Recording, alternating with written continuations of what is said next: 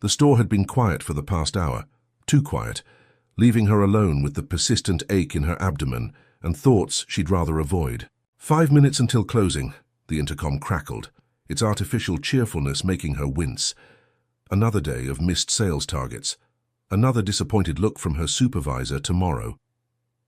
Zariah pressed her hand against her stomach, trying to massage away the pain that had been her unwanted companion for weeks now. The touch made her flinch, and she quickly glanced around to ensure no one had noticed. The last thing she needed was concerned co-workers asking questions she couldn't answer. Moving toward the employee break room, she pulled her worn leather bag from her locker. Inside, nestled between her wallet and a collection of carefully preserved post-it notes covered in handwritten quotes, lay her current escape, a weathered copy of Pride and Prejudice. The spine was cracked in multiple places, each bend a testament to countless lunch breaks spent lost in its pages. "Girl, you're not seriously reading that ancient thing again?" Layla Carter's voice cut through the silence, making Zariah jump. Her best friend leaned against the doorframe, her platinum blonde lace wig catching the harsh overhead lights. The small diamond in her septum piercing glinted as she grinned, perfectly manicured nails drumming against her phone case. "Some of us prefer classic literature to TikTok drama," Zariah replied, but couldn't help returning the smile. Layla's presence always brought warmth to the sterile atmosphere of the mall. "Speaking of drama," Layla pushed off the doorframe and lowered her voice conspiratorially. "That fine piece of security guard just walked past again, third time today." She wiggled her eyebrows suggestively. Zariah shook her head, unconsciously, wrapping a braid around her finger, a nervous habit she'd never managed to break. "Don't you have your own store to close?" "Already done, bestie.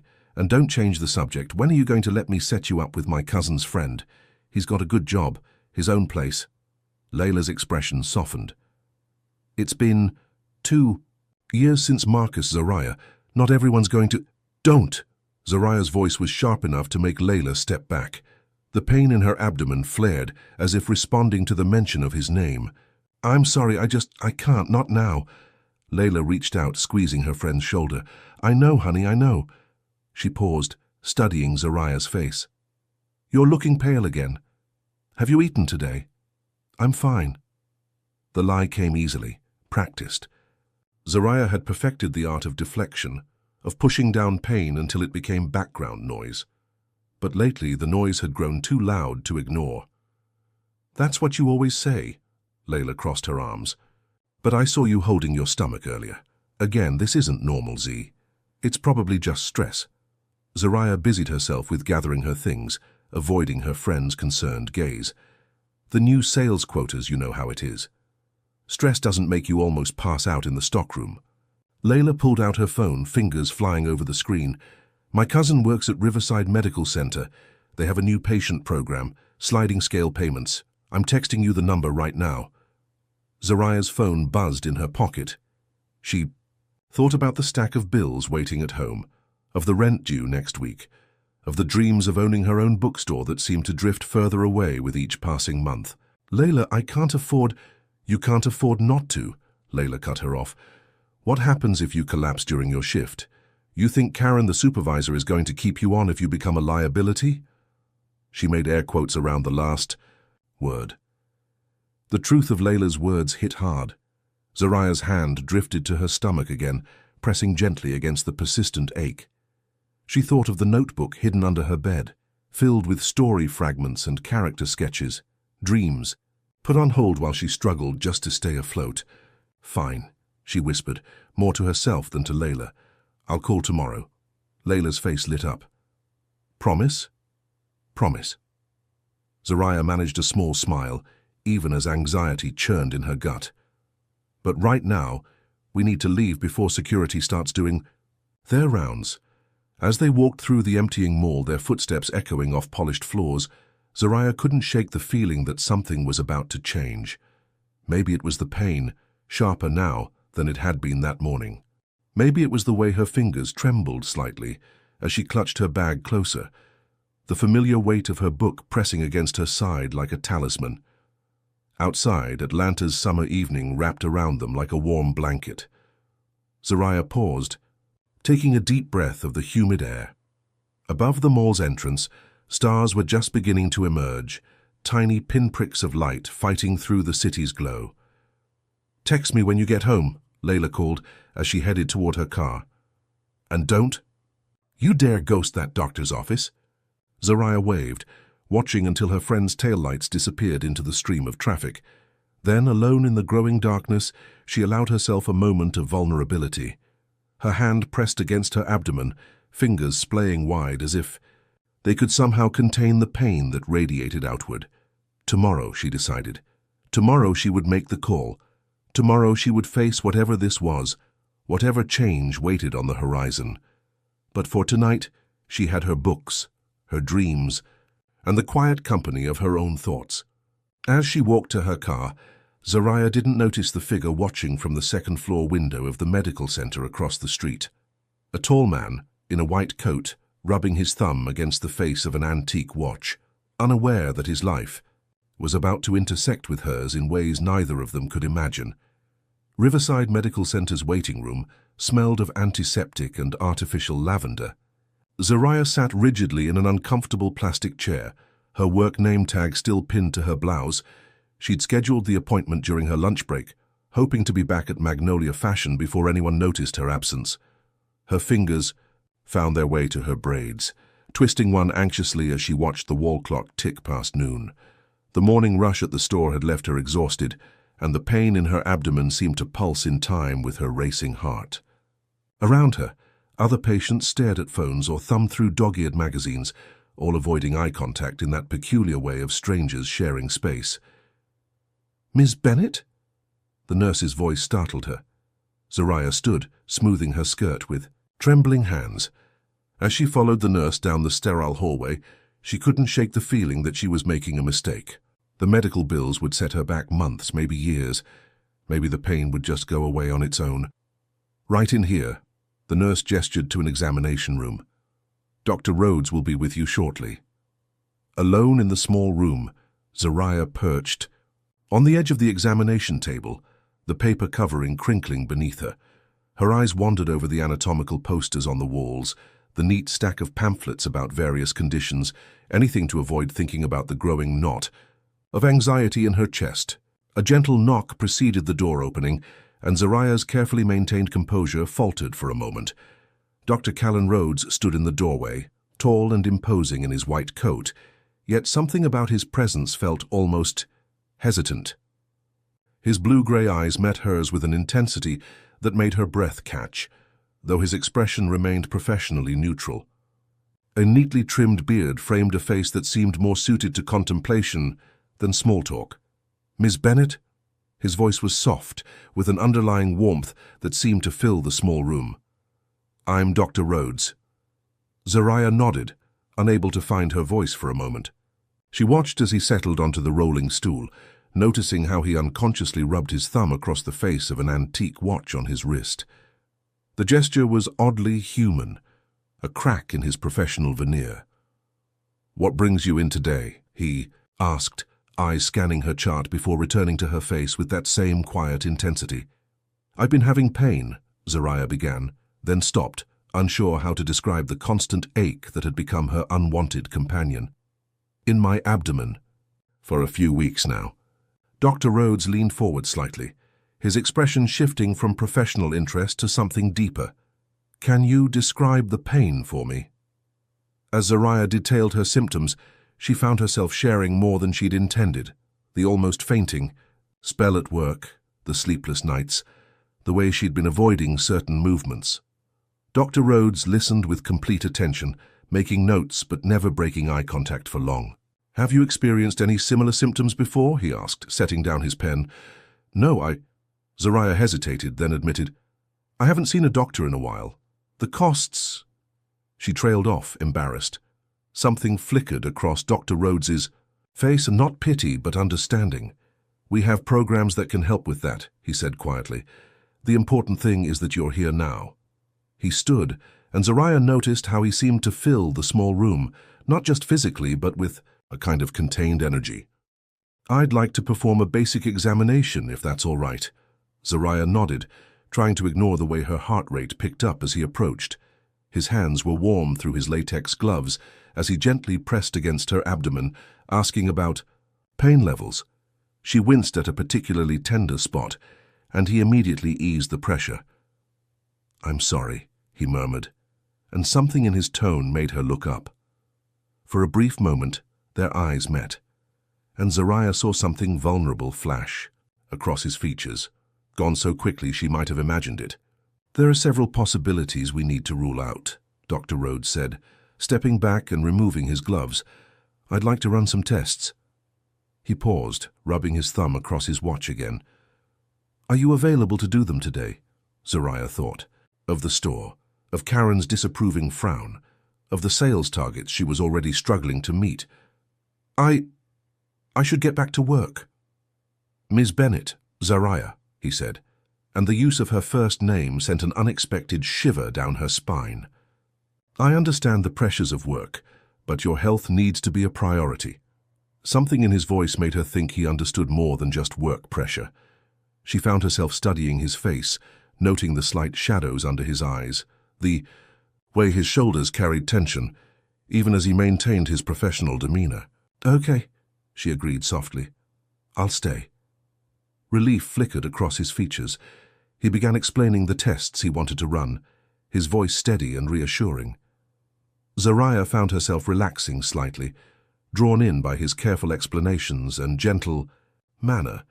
As he wrote out the test orders, Zariah noticed a book peeking out of his coat pocket, a worn paperback with a familiar spine. "Is that The Great Gatsby?" she asked before she could stop herself. Dr. Rhodes looked up, surprised, then glanced down at his pocket. A slight flush colored his cheeks. "Ah, yes, I keep it for slow moments." "It's a beautiful book," Zariah said, thinking of her own collection of beloved novels.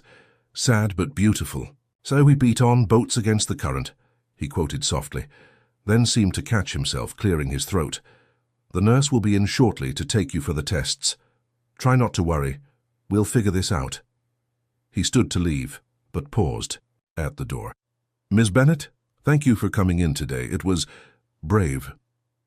Before Zariah could respond, he was gone, leaving behind only the faint scent of his cologne and the lingering warmth of his presence.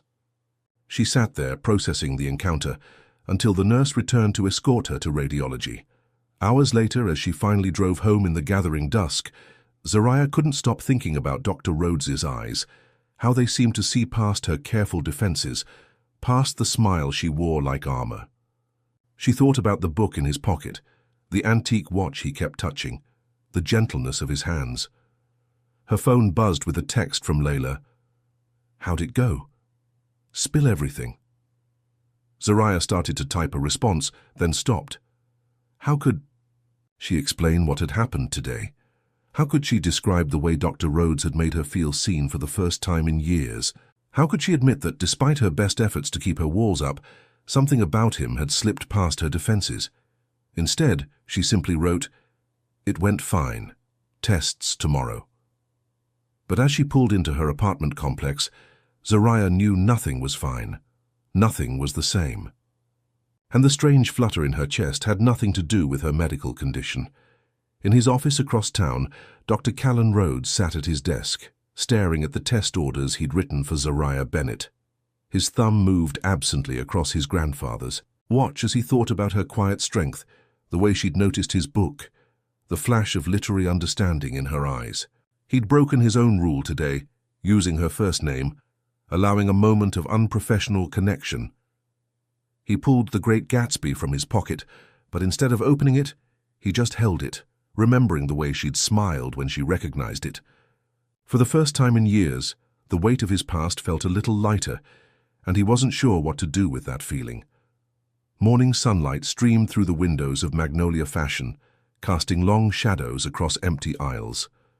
Zariah stood, in front of a mirror adjusting a display, but her mind was elsewhere, back in the sterile halls of Riverside Medical Center, where she'd spent most of yesterday afternoon. Her phone buzzed in her pocket. Another message from Dr. Rhodes' office confirming her follow-up appointment. 3 days of tests had yielded no clear answers, just more questions and a growing pile of medical terms she'd been researching late. into the night. Earth to Zariah, Layla's voice cut through her thoughts. Her friend leaned against a rack of dresses, perfect eyebrows raised. That's the third time you've fixed that same scarf. What's going on in that head of yours? Zariah smoothed the fabric one last time. Just thinking about the test results. Layla's expression was skeptical. And this has nothing to do with that fine doctor you mentioned? The one with the, what did you call them, storm cloud eyes? I never said that, Zariah protested, feeling heat rise to her cheeks. You didn't have to. I saw that look on your face when you were texting me about him. Layla's voice softened. It's okay to feel something, you know. Not everyone is going to be like Marcus. The name still stung, but less than before. Zariah touched her abdomen, where the pain had become a constant companion. Dr. Rhodes is just different. Professional. He actually listens. Professional, huh? Layla grinned. Is that why you're wearing your good perfume to a medical appointment? Before Zariah could respond, her phone buzzed again. This time it was Karen, her supervisor, requesting an immediate meeting. The knot in her stomach tightened. Go, Layla said, noticing her friend's expression. I'll cover the floor. Karen's office was a testament to corporate minimalism, all sharp edges and motivational posters. The supervisor sat behind her desk, a sales report open on her computer. Zariah, your numbers for this quarter are concerning. Karen's voice was clipped. And these recent absences? They're medical appointments, Zariah explained, her hands clasped tightly in her lap. I have documentation. That's not the point. Karen leaned forward. This is retail. We need reliability, consistency. If you can't provide that, the threat hung in the air, unspoken but clear. Zariah thought of her rent, her medical bills, the dream of her bookstore slipping further away. I understand. It won't happen again. By the time she left Karen's office, her hands were shaking. The pain in her abdomen had intensified, as if responding to her stress. She checked her watch, 2 hours until her appointment with Dr. Rhodes. The morning crawled by. Zariah helped customers mechanically, her mind drifting between Karen's warnings and the upcoming appointment.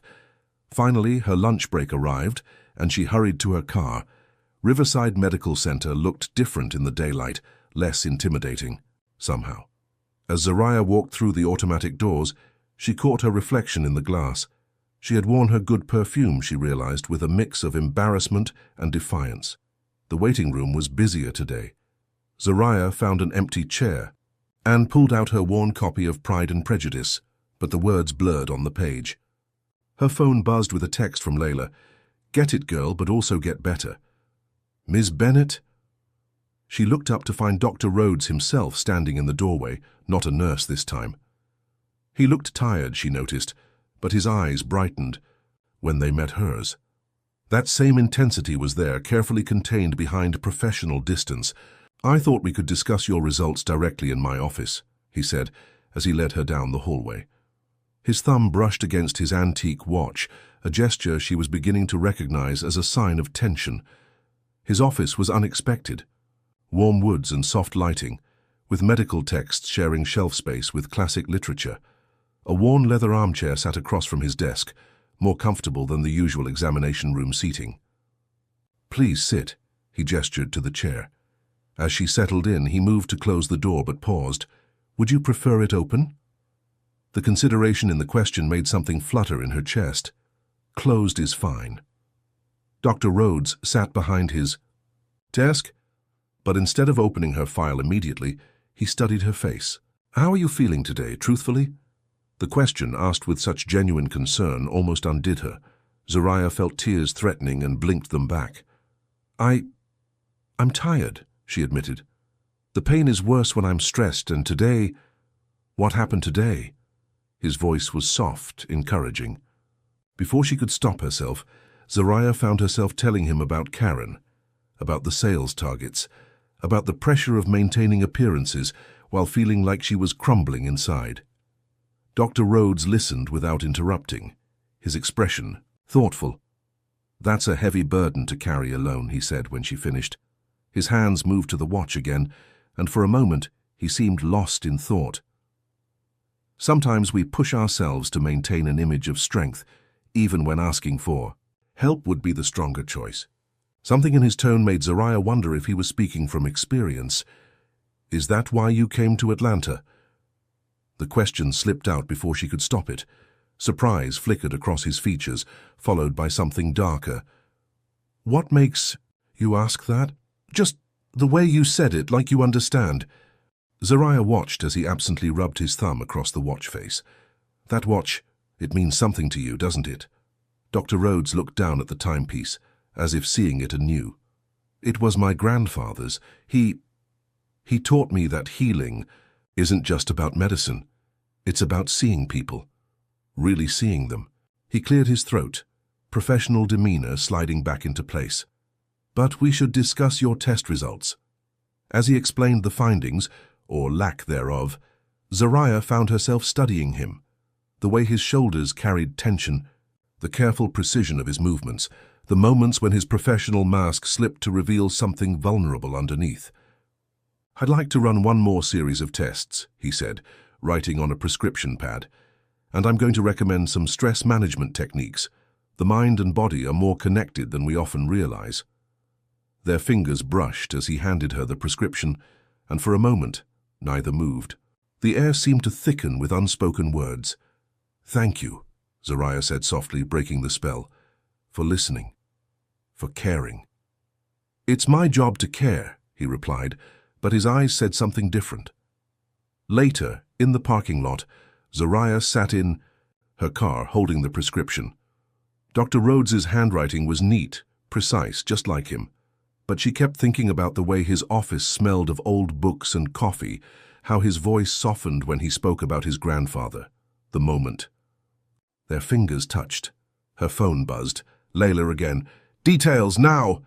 But how could she explain that in 1 hour, sitting in a leather chair across from a man who collected both medical journals and classic literature? She'd felt more seen and understood than she had in years.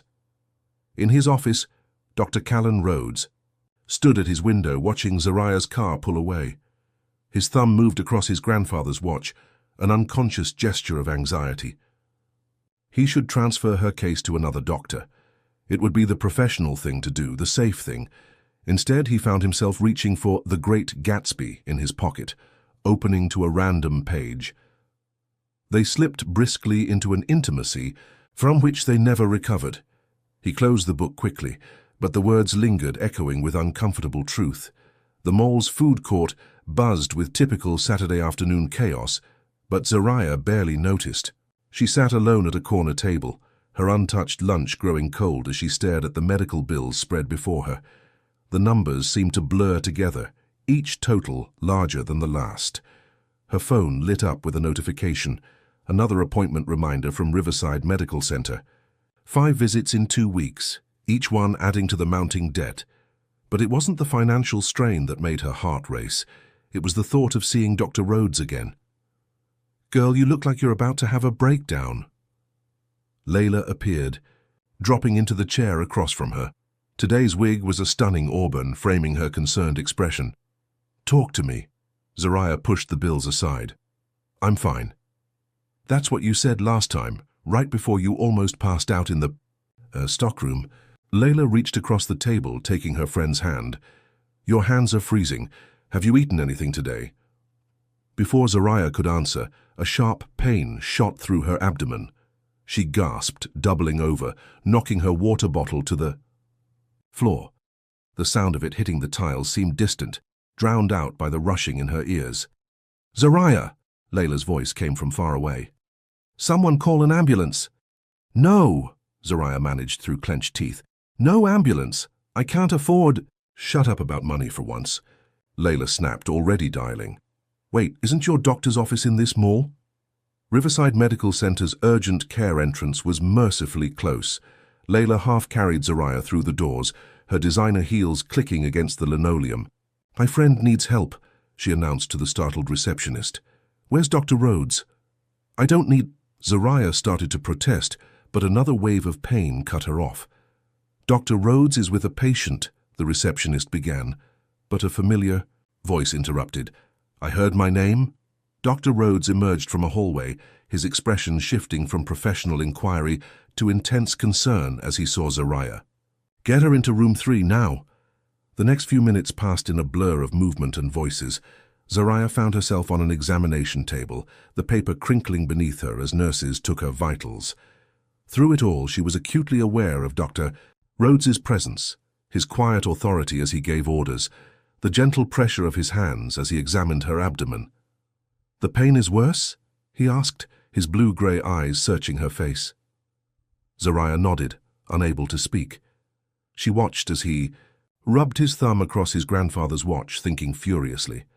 "I want an immediate ultrasound," he told a nurse. "And call Dr. Martinez in radiology. Tell her it's urgent." "I'll wait outside," Layla said, squeezing Zariah's hand before leaving. Alone with Dr. Rhodes, Zariah felt tears threatening. "I'm sorry," she whispered. "I didn't want to cause trouble." His expression softened. "Zariah." The use of her first name made her breath catch. "Your health isn't trouble, it's priority." She shook her head. "You don't understand the bills. I can barely make rent as it is. And my job—" Her voice broke. Dr. Rhodes pulled the rolling stool closer, sitting at eye level. "Tell me about your job. The real story." Maybe it was the pain or his gentle tone or the way he looked at her like she mattered, but Zariah found herself talking. She told him about Karen's increasing pressure, about the impossible sales targets, about working through lunch breaks just to stay afloat, about her dreams of owning a bookstore, now seeming further away than ever. "A bookstore?" Something flickered in his eyes. "What kind?" "Used books," she said, managing a small smile despite the pain. "With a coffee shop, somewhere people could feel safe, seen." Dr. Rhodes was quiet for a moment, his thumb moving across the watch face. "My grandfather had a library," he said finally. "Not public, private collection. I spent every summer there as a kid. He used to say books were like medicine for the soul." "What happened to it?" Zariah asked, noticing the past tense. A shadow crossed his features. "After he died, my father sold it. Said medicine was about science, not stories." He stood abruptly. "The ultrasound team should be ready." The test itself was quick but thorough. Dr. Rhodes stayed nearby, his presence both comforting and unsettling. Zariah couldn't help noticing how the technician kept glancing between them, how Dr. Rhodes's professional mask seemed to slip whenever their eyes met. "I'd like to keep you for observation," he said afterward, helping her sit up. "Just for a few hours." "I can't miss work," Zariah protested. "Karen already—" "I'll write you a medical note." His voice was firm but gentle. "And I'm referring you to a patient advocate about the bills. There are programs, assistance available. You don't have to carry this alone." Something in his tone made her look up. Dr. Rhodes stood close, too close for professional distance, and his eyes held an intensity that made her heart race for reasons unrelated to her condition. "Why are you helping me?" she whispered. He seemed to struggle with the answer, his hand moving to the watch again. "Because—" he stopped, professional boundaries warring with something deeper. "Because you deserve to be helped, to be seen." The moment stretched between them, heavy, with unspoken words. Then a nurse knocked, breaking the spell, and Dr. Rhodes stepped back, his professional demeanor sliding back into place. "Rest," he ordered softly. "I'll check on you later." In the waiting room, Layla paced, her heels wearing a path in the carpet. When Dr. Rhodes emerged, she pounced. "Is she okay? What's wrong with her?" "We're running tests," he said, but something in his expression made Layla study him more closely. "You care about her," she said. It wasn't a question. Dr. Rhodes straightened, professional mask firmly in place. "I care about all my patients." "Mm-hmm." Layla's perfectly shaped eyebrows rose. "That's why you keep looking at her like she's a sunrise after a long night?" He didn't answer, but his hand moved to the antique watch on his wrist, thumb rubbing across its face in what Layla recognized as a nervous gesture. "She's special," Layla said softly, "but she's been hurt. Badly." "If you're not serious—" "I have patients to see," Dr. Rhodes cut her off, but his voice lacked conviction. He turned to leave, then paused. "Stay with her? She shouldn't be alone." Layla watched him walk away, noting the tension in his shoulders, the way he seemed to be carrying a weight far heavier than medical concern. "Oh, honey," she murmured to herself, "you're in deep trouble." In her observation room, Zariah lay still, one hand pressed to her abdomen. The pain had subsided to a dull ache, but her mind was racing. She thought about the way Dr. Rhodes had looked at her, about his grandfather's library, about all the things left unsaid between them. On her bedside table, her copy of Pride and Prejudice lay open to a random page. "In vain have I struggled. It will not do. My feelings will not be repressed." She closed the book quickly, but like Dr. Rhodes's touch, the words lingered on her skin, a promise or a warning of what was to come. 3 days after her collapse at the mall, Zariah stood in the empty Magnolia fashion stockroom, staring at the resignation letter in her hands. Karen's words from their morning meeting still rang in her ears. Final warning, unreliable, liability risk. Her phone buzzed. Dr. Rhodes's office. Her test results were ready. The message was standard, automated, but her heart still skipped at the thought of seeing him again. Since her emergency visit, something had shifted between them, subtle but undeniable. "You're really doing this?" Layla leaned against the stockroom doorframe, her expression concerned. Zariah folded the letter carefully. "I can't keep pretending I'm okay. Karen made it clear, one more incident and I'm fired anyway." "Then let her fire you," Layla argued. "At least you'd get unemployment." But Zariah shook her head. "I need to do this my way." She touched her abdomen where the pain had become a constant whisper. "Besides, I have my appointment with Dr. Dreamy." Layla's attempt at teasing fell flat when she saw her friend's expression. "Z, I saw how he looked at you that day. That wasn't just doctor-patient concern. It has to be," Zariah said quietly. "He's my doctor. Anything else would be what? Human?" Layla stepped closer, lowering her voice. "Girl, when was the last time you let yourself feel something real since Marcus—" "Don't!" Zariah's voice was sharp. "This isn't about him." But as she drove to Riverside Medical Center, Marcus's ghost rode with her. The memory of his betrayal, of discovering his other life, other family, still stung. She'd built her walls high after that, focusing on survival, on staying numb. Until Dr. Rhodes. The medical center lobby was quiet today. Zariah checked in, then found a corner seat, pulling out her worn copy of Pride and Prejudice. She'd barely read a page when a familiar voice made her look up. "Miss Bennett?" Dr. Rhodes stood nearby, his expression unreadable. "Would you come with me?" She followed him, not to an exam room, but to his office. The warm wood and soft lighting felt intimate, almost dangerous. He closed the door, then turned to face her. "Your test results came back," he said, his voice carefully neutral, but his hand moved to his grandfather's watch, betraying his tension. "How bad is it?" Zariah asked, sinking into the leather chair across from his desk. Dr. Rhodes sat down, spreading several papers before him. "The good news is, it's not life-threatening. You have endometriosis, a condition where tissue similar to the uterine lining grows outside the uterus. It explains the pain, the fatigue." "And the bad news?" "It's chronic," he said gently. "Manageable with treatment, but not curable. You'll need ongoing care, possibly surgery." Zariah felt the room spin slightly. "I just quit my job," she whispered. "My insurance—" "There are options." Dr. Rhodes leaned forward, his professional distance cracking. "Zariah, look at me." She did, and the intensity in his eyes made her breath catch. "You're not alone in this," he said softly. "I've already spoken with our patient advocacy department. There are programs, foundations—" He stopped, seeing her expression. "What is it? Why do you care so much?" The question burst from her before she could stop it. "This goes beyond professional concern, doesn't it?" Dr. Rhodes stood abruptly, moving to the window. His thumb worked across the watch face as he stared out at the Atlanta skyline. When he finally spoke, his voice was low, raw. 2 years ago, in Portland, I lost a patient, a young girl. I missed something. By the time I caught it, he pressed his forehead against the glass. I left everything behind. Came here thinking I could just be a doctor, nothing more. Keep my distance, be professional. What changed? Zariah asked softly, though she suspected she knew the answer. He turned to face her, and the vulnerability in his expression took her breath away. You walked into my office, with your books, and your quiet strength, and your way of seeing past. Everything I try to hide behind. Dr. Rhodes, Callan, he corrected quietly. When we're here like this. I'm Callan.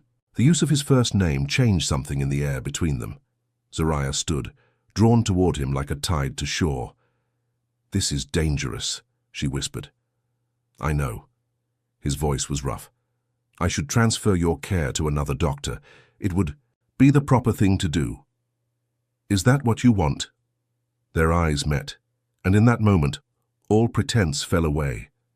Callan took a step toward her, close enough that she could smell his cologne, see the flecks of grey in his blue eyes. What I want, he said carefully, hasn't mattered for a very long time. I've spent 2 years punishing myself, hiding behind protocols and procedures, but then you— He stopped, struggling for words. Then I what? Zariah's heart was pounding. You made me feel again, he admitted. Made me remember what my grandfather always said, that healing isn't just about medicine, it's about connection, about seeing someone's soul, not just their symptoms. Zariah felt tears threatening. I'm scared, she whispered. Not of the diagnosis, of this. Feeling something when I promised myself I never would again. Callan's hand moved toward her face, hovering just shy of touching. Tell me, he said softly. And she did. The words poured out. About Marcus, about the betrayal, about building. Walls so high she'd forgotten what it felt like to let someone in. Callan listened, his eyes never leaving her face until she ran out of words. I understand walls, he said finally. I built mine out of guilt and medical textbooks, but Zariah— His hand finally made contact, fingers brushing her cheek so. Gently it made her want to cry. Some walls need to fall. The moment stretched between them, electric with possibility. Then a knock at the door made them jump apart. Dr. Rhodes? A nurse's voice. Your next patient is ready. Reality crashed back. Callan stepped away, professional mask sliding into place, though his eyes still burned with everything left unsaid. I'll have Dr. Martinez take over your care, he said, voice rough. It's the right thing— No. Zariah surprised herself with her firmness. I trust you, as my doctor, and— She paused, gathering courage. And as whatever this is becoming. He studied her face for a long moment. This won't be easy, he warned. The condition, the treatment, the boundaries we'll have to maintain. I know. Zariah squared her shoulders. But I'm tired of easy. Tired of safe. Tired of letting fear win. A ghost of a smile touched his lips. Dinner, he said suddenly. Not here. Not as doctor and patient. Just dinner. Would you— Yes, she answered before he could finish. Yes. Later, in her car, Zariah touched her cheek, where his fingers had been. Her phone lit up with a text from Layla. How'd it go? You okay? She stared at the screen, thinking about diagnoses and falling walls, about guilt and healing, about the way Callan had looked at her like she was a story he desperately wanted to read. No, she typed back. I'm not okay. I'm alive. Finally. Completely alive. In his office, Callan Rhodes held his grandfather's watch, reading the inscription he'd memorized years ago. Time heals all wounds, but love heals the soul. For the first time since Portland, since the mistake that had driven him into exile, he felt something like hope. The small Italian restaurant was tucked away in a quiet corner of Atlanta, far from both the mall and the medical center. Zariah sat at a corner table, fingers nervously smoothing the fabric of her navy blue dress. The candlelight caught the gold threads woven through her braids, a styling suggestion from Layla, who had spent 2 hours helping her prepare for this evening. You're not just going on a date, Layla had insisted, carefully arranging each braid. You're stepping into a new chapter of your life. Now, watching the door, Zariah wondered if she was making a mistake. The past week had been a whirlwind, quitting her job, starting treatment for the endometriosis, and now this. Dinner with Dr. Callan Rhodes. Not as her doctor, but as something else. Something undefined and thrilling and terrifying. The door opened, and her heart stopped. Callan stepped in, looking different without his white coat, more human somehow. He wore a charcoal grey suit that fit him perfectly, and his usual neat beard was freshly trimmed. His eyes found her immediately, and the intensity of his gaze made her forget to breathe. "I was afraid you might not come," he said softly as he reached the table. "I was afraid you might," she replied honestly. He smiled, a real smile, not the professional one she was used to, and sat down across from her. For a moment, neither spoke, both acutely aware of the shift in their dynamic. "This feels," Callan began. "Surreal," Zariah offered. I was going to say right," he said quietly, despite everything telling me it shouldn't. The waiter appeared with water and menus, giving them a moment to collect themselves. Zariah watched as Callan's hand moved to his watch, the familiar nervous gesture somehow endearing outside the clinical setting. "How are you feeling?" he asked, then quickly added, "Not as your doctor, just as someone who cares." "Better," she said. "The new medication is helping, and not having Karen breathing down my neck probably helps too. Have you thought about what's next, after leaving Magnolia?" Zariah traced the rim of her water glass. "Actually, yes. I've been looking into small business loans for the bookstore." Callan's eyes lit up. "Really? There's this space for rent in Little 5 Points. It needs work, but—" She pulled out her phone, showing him pictures of a worn storefront with big windows and exposed brick walls. "I can see it. Shelves along the walls, comfortable chairs, a coffee bar in the corner, where people can feel safe, seen." He echoed her words from their conversation in his office, making her blush. "Exactly." She put the phone away. "It's probably just a dream, but—" "Dreams matter," he interrupted. "They remind us we're more than our circumstances." He paused, then added softly, "My grandfather taught me that." "Tell me about him," Zariah said. "The man behind the watch." Callan's thumb brushed the timepiece, but this time the gesture seemed more fond than anxious. "Dr. William Rhodes, brilliant surgeon, terrible golfer, and the best man I've ever known. He believed medicine was as much about stories as science, that every patient was a novel waiting to be read if you just took the time to look deeper.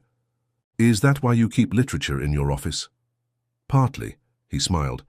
"It's also because some things can't be explained in medical terms. Sometimes you need poetry to understand pain, or fiction to make sense of reality." Their food arrived. Pasta for her, risotto for him, but neither seemed particularly focused on eating. The conversation flowed naturally, moving from books to dreams to deeper waters. "After Marcus," Zariah found herself saying, "I stopped writing, stopped believing in stories altogether. It felt safer to just exist. And now," Callan's voice was gentle, "now I'm starting to remember what it feels like to want more than safety." She met his eyes. "Even if it's scary." "I understand scary," he said quietly. "After Portland, after losing that patient, I convinced myself that distance was the answer, that if I never let anyone get close again, I couldn't fail them." "What changed?" His eyes held hers. "You know what changed." The candlelight flickered between them, casting shadows that seemed to dance with possibility. Outside, rain began to fall, creating a gentle percussion against the windows. "This is complicated," Zariah said softly. "You're still my doctor. For now." Callan leaned forward slightly. "Dr. Martinez can take over your primary care. She's excellent, and she specializes in endometriosis cases." "And then what?" "Then—" He reached across the table, his fingers brushing hers. "Then we stop pretending this isn't exactly where we're supposed to be." The touch sent electricity through her skin. "People will talk. Let them." His voice was firm. "I've spent 2 years letting guilt and fear dictate my life. I'm done hiding." Zariah looked at their almost touching hands, at the way his fingers seemed to fit perfectly against hers. I haven't told Layla yet about transferring doctors. What did you tell her about tonight? A smile tugged at her lips. That I'm having dinner with a man who quotes Fitzgerald and keeps my favorite books in his office. And what did she say? That if you break my heart, she knows where you work. Callan laughed, the sound rich and genuine. I like her. She's a good friend. The best. Zariah paused. She said sometimes the biggest risks bring the biggest rewards. Smart woman. His thumb traced circles on her palm. Are you willing to risk it, Zariah? This complicated, messy, potentially beautiful thing? She thought about her old life. The careful walls, the measured steps, the dreams kept safely out of reach. Then she thought about how it felt to sit here with him, discussing books and hopes and fears, like old souls who had just found their way home. Yes, she whispered. Yes. Later, as they stood under the restaurant's awning watching the rain, neither seemed eager to end the evening. Zariah shivered slightly in the cool air, and without hesitation, Callan slipped off his suit jacket and draped it over her shoulders.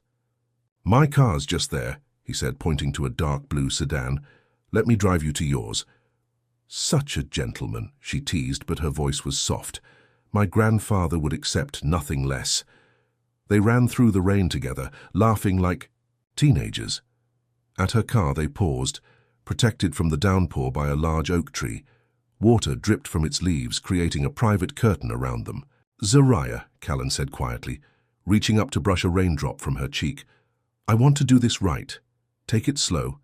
Make sure you have time to heal, to find your footing. But, she prompted, hearing the hesitation in his voice. But right. Now all I can think about is kissing you. Her heart thundered in her chest. What's stopping you? Ethics, professional boundaries.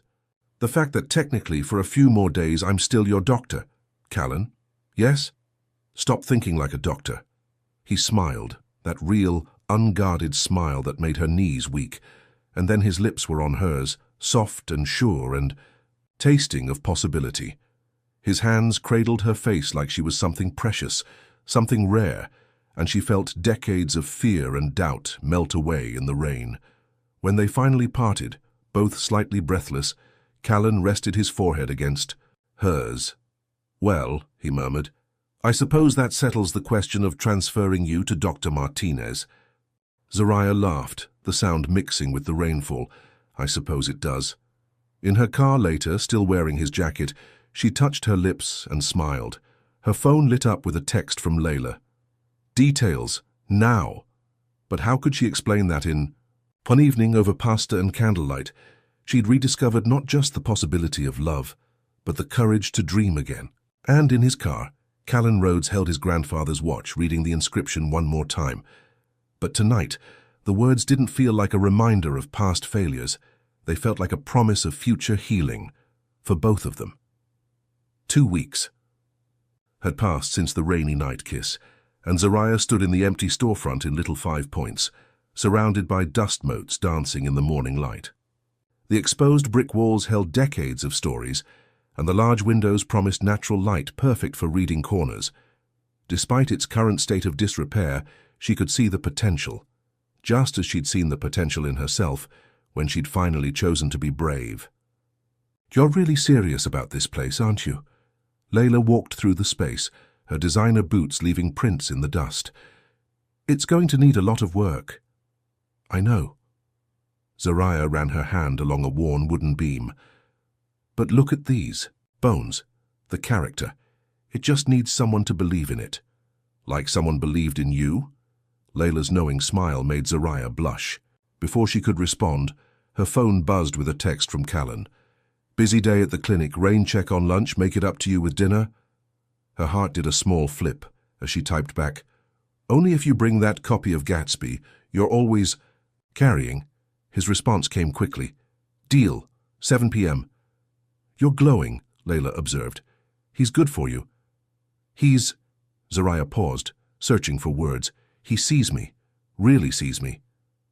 And the transfer to Dr. Martinez, how's that going? Final paperwork today. Zariah touched her abdomen, where the pain had lessened under the new treatment plan. It's strange not having him as my doctor anymore, but necessary. For the kissing parts, Layla teased. For all of it, Zariah admitted. For having a real chance at whatever this is becoming. The real estate agent arrived then, clipboard in hand. As they discussed lease terms and renovation requirements, Zariah felt a familiar mix of excitement and terror.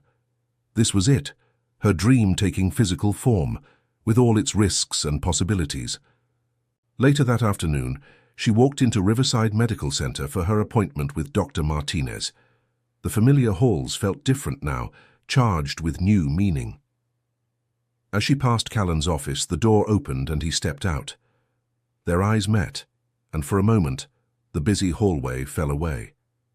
He looked tired, a long surgery, she guessed, but his face softened when he saw her. "Miss Bennett," he said formally, aware of passing staff, but his eyes said something entirely different. "Dr. Rhodes," she replied, fighting a smile. Nurse hurried past, giving them a curious look, and they both remembered where they were. Callan's hand moved to his watch, a gesture she now found endearing rather than nervous. 7 o'clock, he said quietly. 7 o'clock, she confirmed, and continued to her appointment. Dr. Martinez was everything Callan had promised, knowledgeable, caring and direct. But as she reviewed Zariah's treatment plan, something in her expression gave Zariah pause. "Is everything all right?" she asked. The doctor hesitated. "Your condition is responding well to treatment, but—" She pulled up some test results on her computer. "There's something we need to discuss, about future possibilities." Zariah's heart stuttered. "What kind of possibilities?" "The extent of your endometriosis. It may impact your ability to have children. Not necessarily, but—" Dr. Martinez's voice was gentle. "It's something you should be aware of, especially if you're in a relationship or planning." The words hit like physical blows. Zariah thought of Callan, of their careful steps toward something real, something lasting. Would this change things? Should she tell him? How? She left the medical center in a daze, barely noticing the Atlanta afternoon heat. Her phone buzzed. Layla, with news about potential small business loans. But Zariah couldn't focus. She drove to her favorite thinking spot, a small park overlooking the city. Sitting on a bench, she pulled out her worn copy of Pride and Prejudice, but the familiar words blurred before her eyes. The future she'd just begun to imagine, the bookstore, a life with Callan, maybe someday a family, suddenly felt precarious. "I thought I might find you here." She looked up to find Callan standing nearby, still in his work clothes but without the white coat. He must have followed her from the medical center. "How did you know?" He sat beside her, careful to maintain a professional distance in the public space. "You mentioned this place once. Said it was where you came to write, to think. You remembered that." "I remember everything you tell me." His voice was soft. "Including how your face looks when you're carrying something heavy alone." Tears threatened and she blinked them back. "Dr. Martinez had some news." "I know."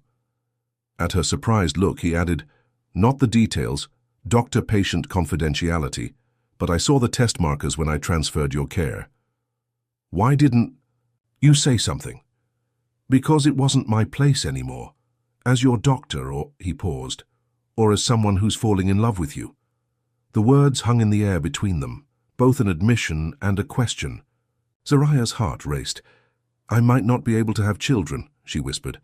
"The endometriosis. I know the possibilities." His hand found hers, propriety forgotten. "And I don't care." "How can you not care? It's huge. It changes everything." "Does it?" Callan turned to face her fully. "Does it change how you light up when you talk about books, how you make me laugh for the first time in years, how you see past all my carefully constructed walls? But your family, don't you want—" "What I want," he interrupted gently, "is you, however that looks, whatever that means." His thumb brushed across her knuckles. "My grandfather used to say that families come in all forms, but love only comes in one, unconditional." A sob caught in her throat. "I'm scared." "Of what?" "Of hoping, of believing this could work, of—" She gestured vaguely at the city below. All of it. Good, he smiled. Because I'm terrified too. But I'd rather be scared with you than safe without you. The evening breeze carried the scent of coming rain, like that first night they'd kissed. Zariah looked at their joined hands, at the way they fit together despite all the reasons they shouldn't. I put in an offer on the bookstore space, she said suddenly. His eyes lit up. Yeah? Yeah. It needs work. A lot of work. Like me. She managed a small smile. Like us. Then we'll work on it. All of it. He reached into his coat pocket and pulled out his worn copy of The Great Gatsby. Together? She nodded, unable to speak past the emotion in her throat.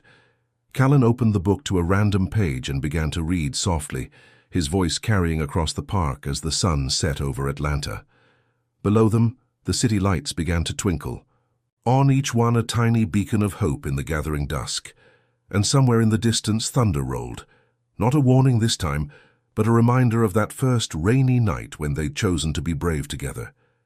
Zariah leaned her head against his shoulder, letting his voice wash over her. The future was uncertain, full of challenges they'd have to face. But here, in this moment, with his grandfather's watch keeping time against her palm, and his words, painting pictures in the twilight, she felt something she hadn't felt in years. Peace. They stayed there until the first drops of rain began to fall, two souls finding shelter in each other's courage to dream again. The old storefront in Little, 5 Points buzzed with activity. Drop cloths covered the floor and the smell of fresh paint mingled with ancient dust. Zariah stood on a ladder, carefully painting the exposed brick wall a warm ivory, while Layla directed a pair of contractors installing bookshelves.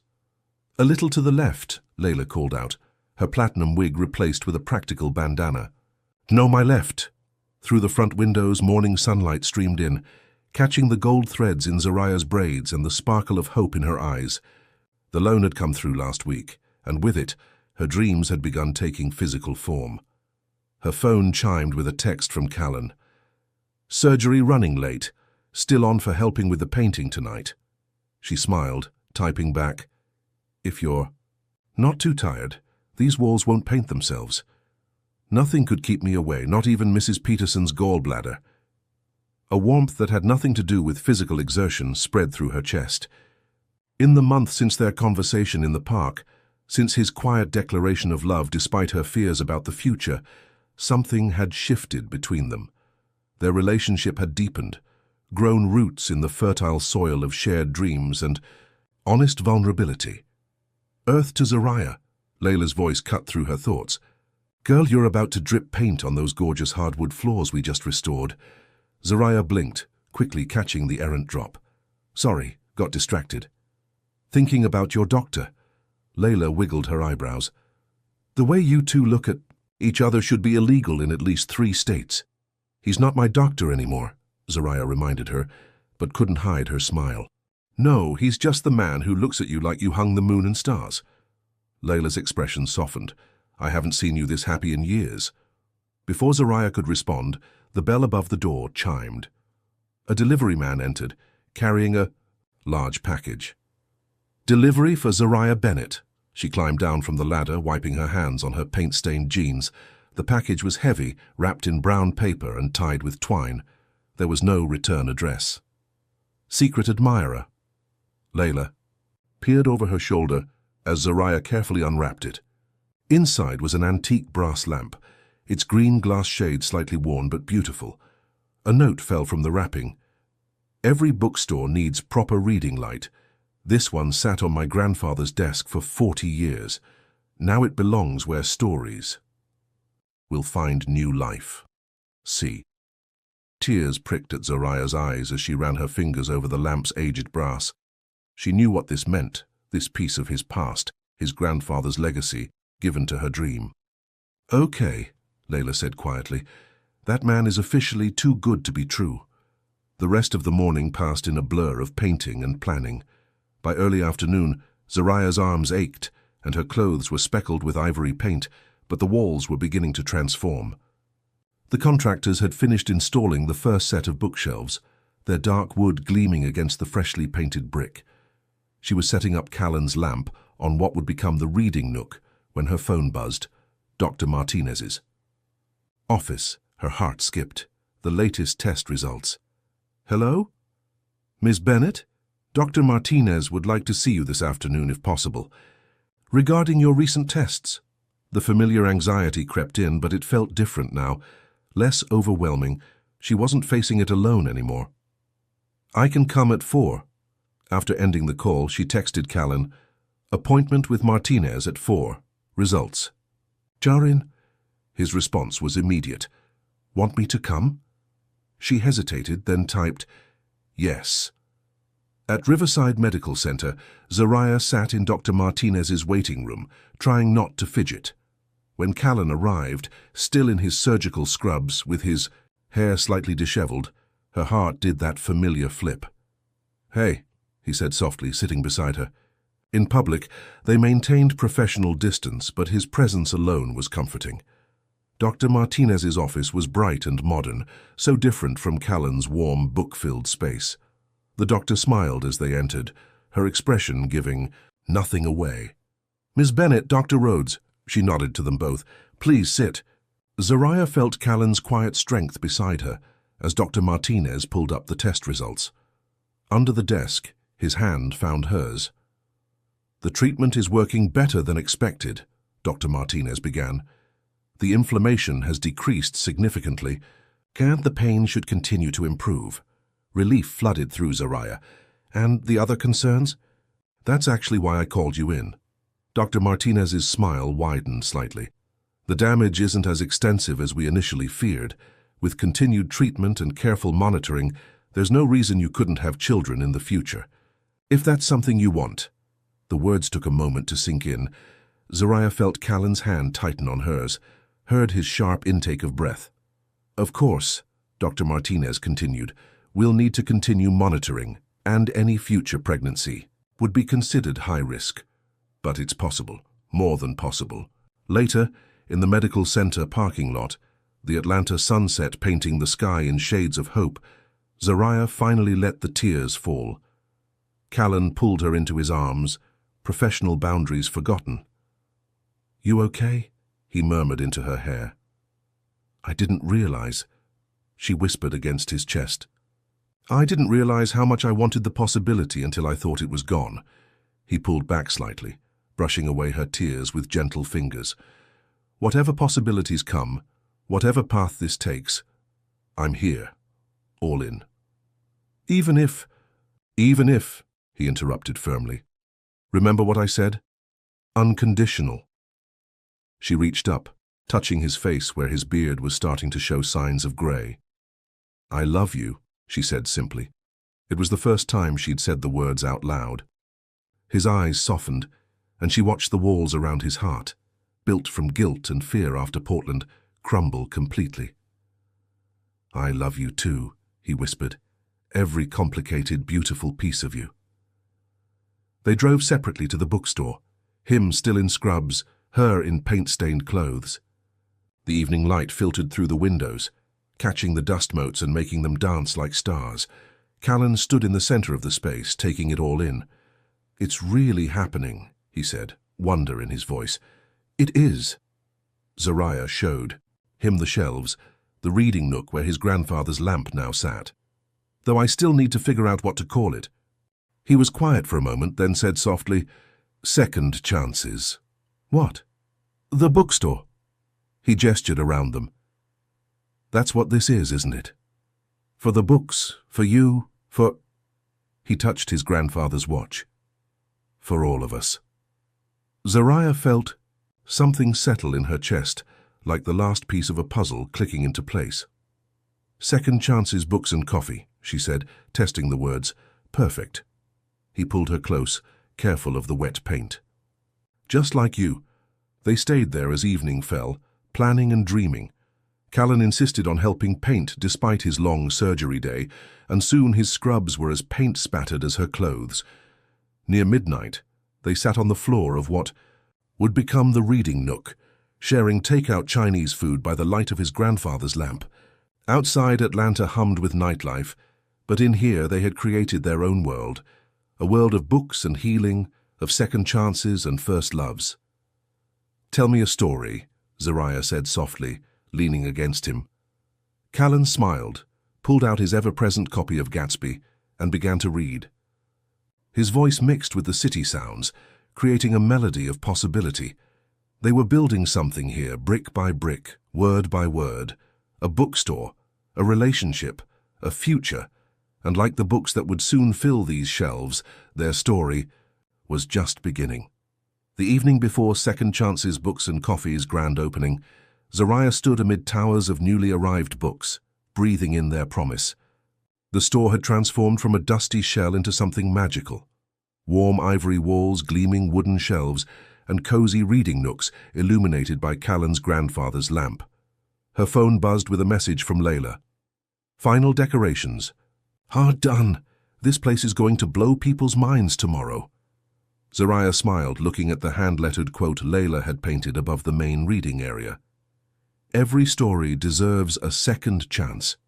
Below it, smaller, "In memory of Dr. William Rhodes." The tribute to Callan's grandfather had been Layla's idea. "The man's lamp started this whole vibe," she'd insisted, "plus it's romantic as hell." Another message came through, this one, from Callan. "Emergency surgery, will be late tonight, don't wait up." Zariah's heart sank slightly, but she understood. They'd both been working endless hours, her preparing the store, him handling an increased patient load. Still, something in his recent texts felt different, distracted, like he was holding something back. The bell above the door chimed, and Dr. Martinez stepped in, looking around appreciatively. "This is incredible, Zariah." "Dr. Martinez, I didn't expect—" "Please, call me Elena." The doctor smiled warmly. "I'm not here officially. She hesitated. "I needed to talk to you about Callan." Something in her tone made Zariah's stomach tighten. "What about him? Have you noticed anything different lately in his behavior?" Zariah thought about his distracted texts, the late surgeries, the way he'd been rubbing his grandfather's watch more frequently. "He's been busy, we both have." Eleanor nodded slowly. "There's something you should know, something he probably won't tell you himself." She pulled an envelope from her bag. "This came to the hospital board last week from Portland." Zariah's hands trembled as she took the envelope. Inside was a letter, formal and cold. "Request Dr. Callan Rhodes's testimony in the pending malpractice suit regarding the death of Amy Mitchell, age 8. "The patient he lost," Zariah whispered. "The one that made him leave Portland." "He blamed himself," Elena said quietly. "The family's original lawsuit was dismissed, but they've reopened the case. They're claiming new evidence." "Does Callan—" "Dunno. He received his summons yesterday." Elena's eyes were sympathetic. "He has to return to Portland next week. Face it all again." The room seemed to spin slightly. Zariah sank into one of the reading chairs, her mind racing. This explained everything. His distraction, his silence, the weight he'd been carrying alone. Why didn't he tell me? "Because he's Callan," Eleanor said simply. "He handles pain by hiding it. Always has." She paused. "But he needs someone. Now, someone who sees past his walls." After Eleanor left, Zariah sat in the growing darkness, surrounded by books filled with stories of love and loss, of pain and redemption.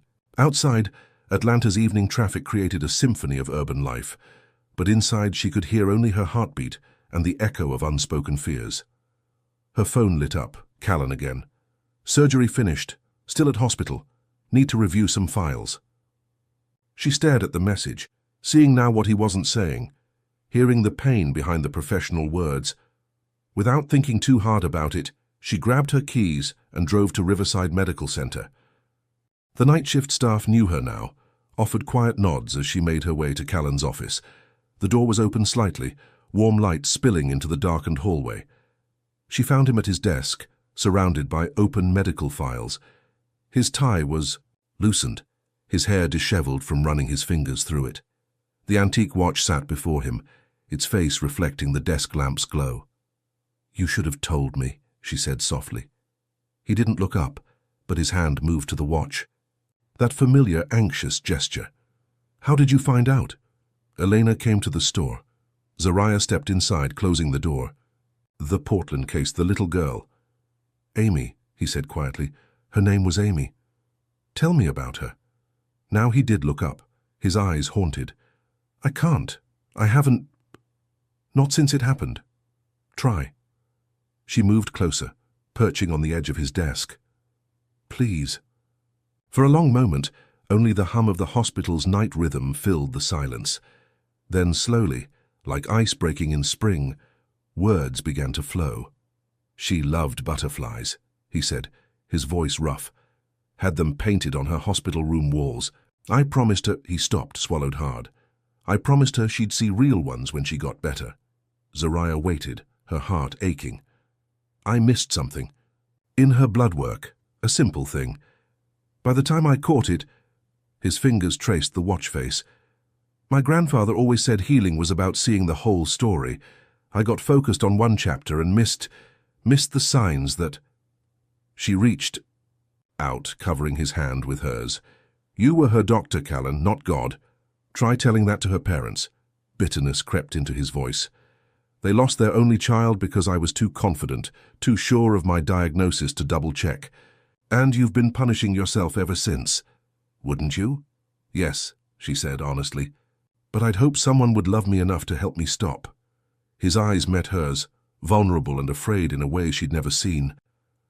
I can't face them. Her parents, the board, the memories. You can't face them alone, she corrected gently. But you're not alone anymore. Zariah— He stood abruptly, pacing the small office. This could get ugly. If I lose the case, my license, my reputation, then we'll face that too. He stopped, staring at her. How can you be so sure? About us, about me? Because you taught me how. She stood, moving to him.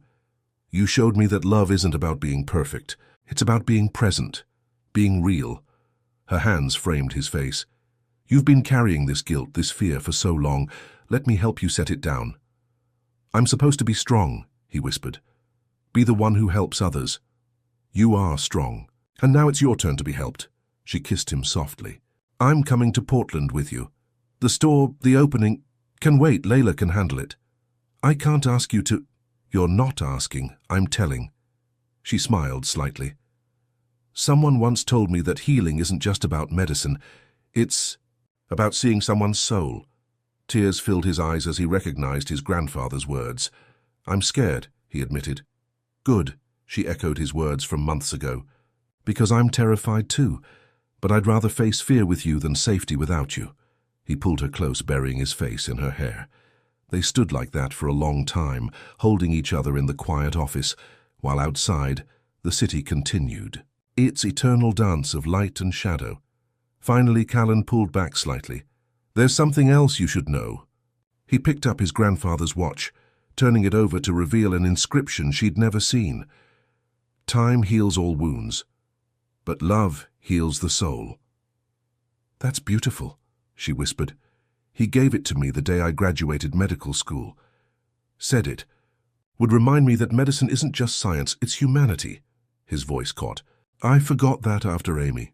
Lost sight of everything except the fear of failing again. And now? He looked at her, really looked at her, with eyes full of love and trust and tentative hope. Now I'm ready to remember. With you. They left the hospital together, driving separate cars but heading toward the same future. At a red light, Zariah's phone lit up with a text from him. Thank you for seeing me. All of me. She smiled through tears, typing back, always. Tomorrow they would face the consequences of long-buried pain. They would board a plane to Portland, confront old ghosts, seek redemption or at least understanding. But tonight they had this, two hearts choosing to be brave together, two souls finding shelter in honest love. And maybe that was its own kind, of healing. The butterfly garden at Portland Children's Hospital burst with color despite the autumn chill. Zariah stood among the late-blooming flowers, watching a monarch drift past on dark orange wings. Beside her, Callan's hand trembled slightly, in hers. She would have loved this, he said softly. 3 days of testimonies had ended yesterday, 3 days of medical records, expert witnesses, and painful memories. But it was Amy's mother's words that had changed everything. "I don't blame you anymore," she'd said, tears streaming down her face as she faced Callan in the hospital boardroom. "I've spent 2 years hating you, but you loved her too. I saw it in your notes, in the way you documented every little detail about her butterflies, her favorite books." Now standing in the garden Amy never got to see, Zariah felt the weight of the past week settling into something like peace. The case had been dismissed, not just on legal grounds, but through understanding, through forgiveness.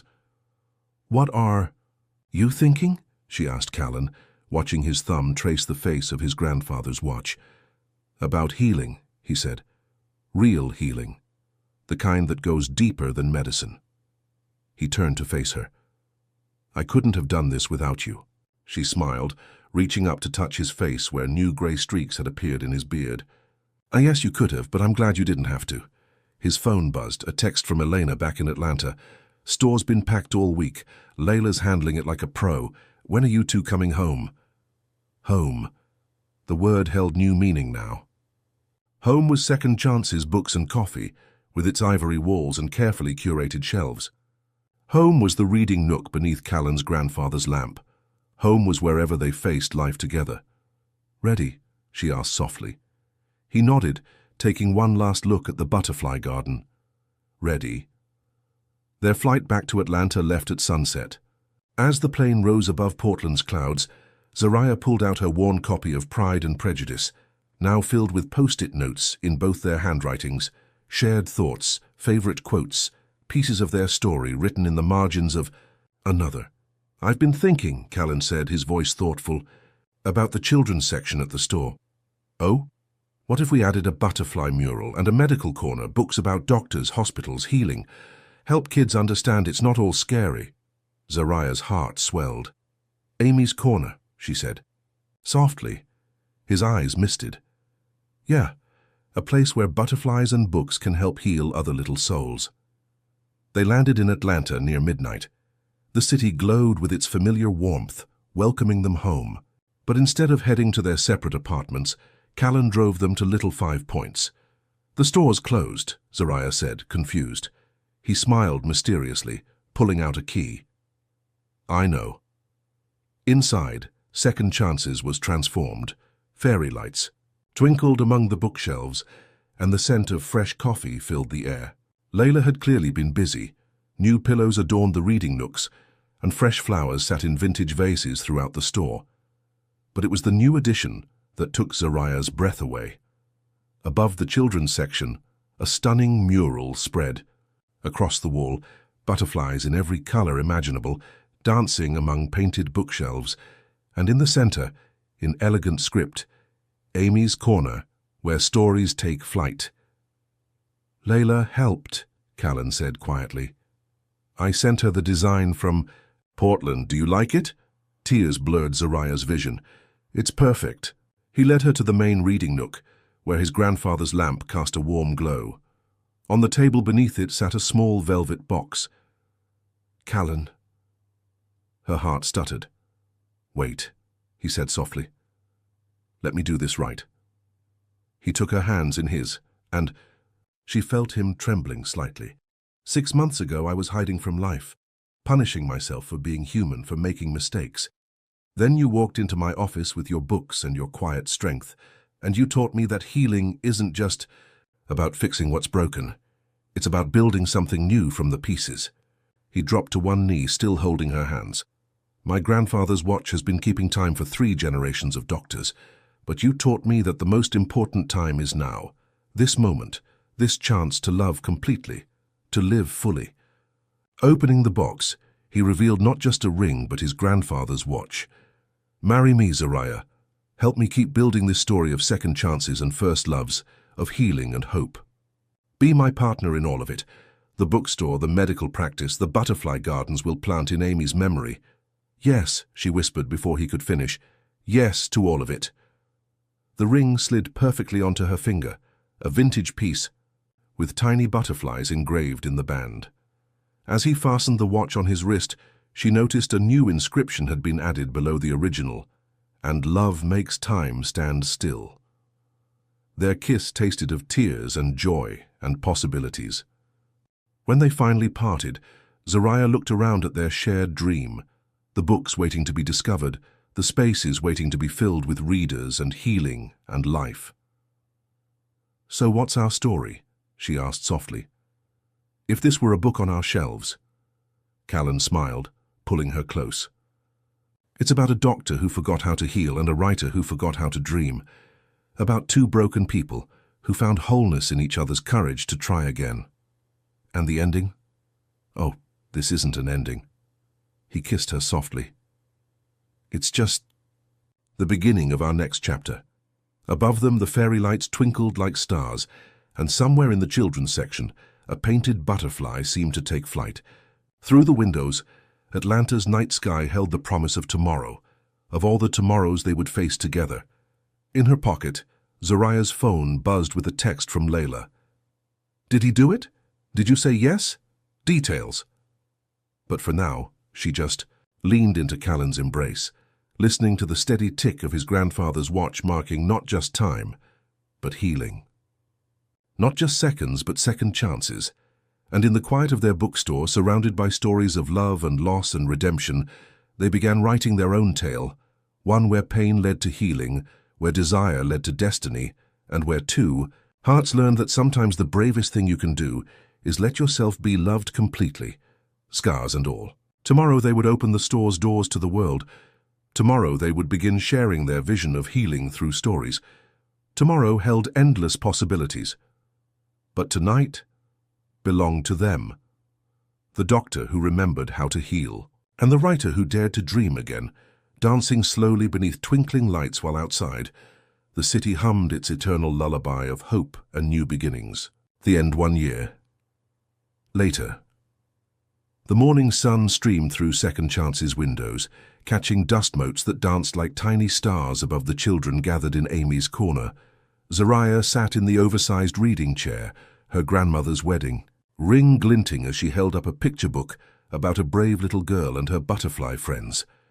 "And remember," she told her young audience, "every butterfly starts as something else entirely. Just like every great story starts with a single word." The children gazed up at the mural, where painted butterflies seemed to float among clouds of books. One little girl, her arm bearing a hospital bracelet, pointed excitedly. "Dr. Callan says butterflies are like medicine. They help make hearts feel better."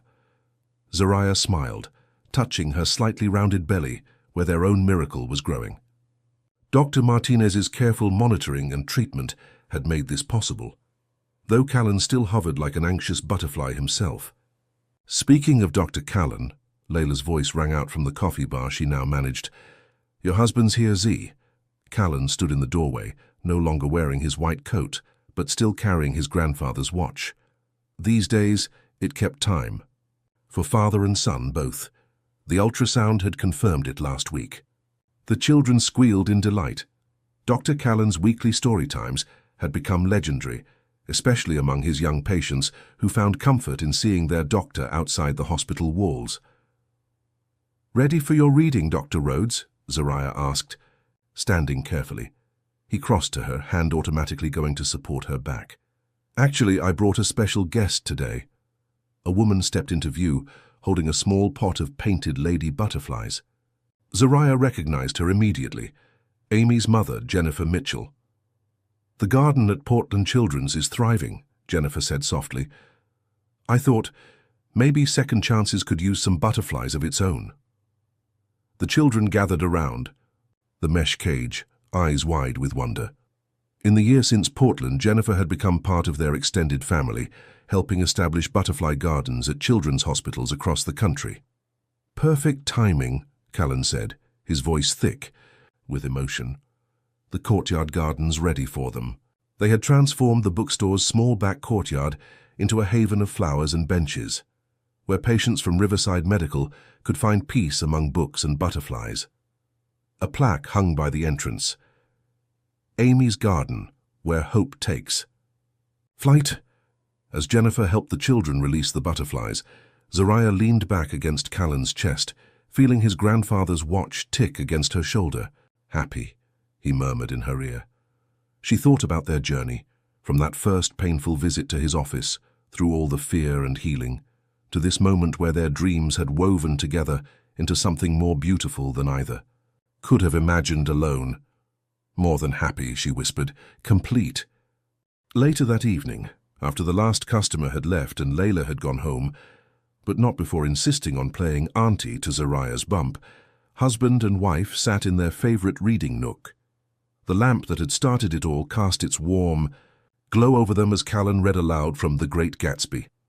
Zariah's notebook lay open on her lap, its pages filled with the beginnings of her own novel, a story about healing, about second chances, about the courage to love despite life's scars.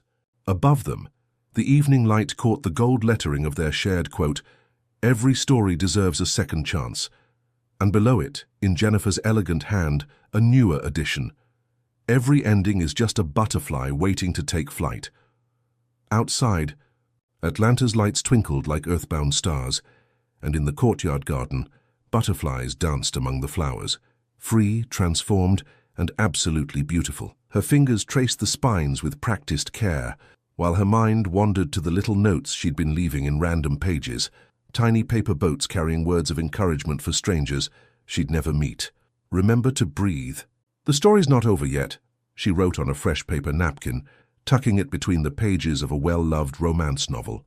Her 3C curls caught the late afternoon light streaming through the dusty windows, creating a halo effect that matched her gentle spirit. The small bell above the door chimed, and Naomi looked up to see her father, Raymond Louis Brooks, his delivery uniform creased from a long day's work. The sight of his tired eyes made her heart squeeze. He'd been taking extra shifts lately, though he never said why. "Baby girl, we need to get to St. Michael's. Your grandma, Marva." His voice cracked slightly. She collapsed at home. The napkin slipped from Naomi's fingers, her world tilting on its axis. Without a word, she grabbed her worn denim jacket from behind the counter, already moving toward the door. The store owner, Mrs. Henderson, waved them off with understanding in her eyes. The ride to St. Michael's Medical Center was a blur of streetlights and silent prayers. Ray's hands gripped the steering wheel so tight his knuckles turned pale, while Naomi clutched her mother's necklace, a simple silver chain with a small heart pendant that hadn't left her neck since the funeral 5 years ago. The emergency room buzzed with controlled chaos. Forms were filled out, questions answered, and then came the waiting, endless waiting. Naomi paced the sterile hallway, her boots making soft sounds against the linoleum floor. Ray sat still as stone, his eyes fixed on the double doors leading to the operating rooms. It was past midnight when Dr. Elias Nathaniel Hartley emerged, his surgical cap still on, revealing hints of sandy brown hair underneath. His presence commanded attention, tall and broad-shouldered, with steel blue eyes that held both authority and something deeper, something almost haunted. "Mr. Brooks," his voice was deep, measured. "Your mother's condition was critical, an aortic dissection that required immediate intervention. The surgery was complex, but—" He paused, and Naomi felt her heart stop. "We were able to repair the tear. She's stable now." The relief that flooded through Naomi made her knees weak. Ray stood up, his eyes glistening. "Thank you, doctor. Thank you for saving my mama." Dr. Hartley nodded, his professional mask firmly in place, but for a moment, just a fraction of a second, his eyes met Naomi's, and something electric passed between them. Recognition, perhaps, of kindred souls who carried their depths quietly. The following days brought a parade of medical staff, but Dr. Hartley's rounds were different. He spoke with precise care, explaining every detail to Marva with respect that went beyond mere bedside manner. Naomi noticed how he adjusted Marva's pillows himself instead of calling a nurse, how his hands, capable of such delicate surgical work, were equally gentle when checking her grandmother's vitals. One morning, Naomi arrived early, carrying her usual notebook filled with scattered thoughts and borrowed poetry. She found Dr. Hartley already there, studying Marva's charts with intense focus. His tailored shirt and tie were immaculate, but dark circles under his eyes betrayed long hours of dedication. "You should rest sometimes, Dr. Hartley," she said softly, surprising herself with her boldness. He looked up, and for a moment, his professional facade cracked just slightly. "I rest when my patients are safe, Ms. Brooks." "Naomi," she corrected gently. Everyone calls me Naomi. A ghost of a smile touched his lips. Naomi. The way he said her name made it sound like poetry. Then came the meeting that changed everything.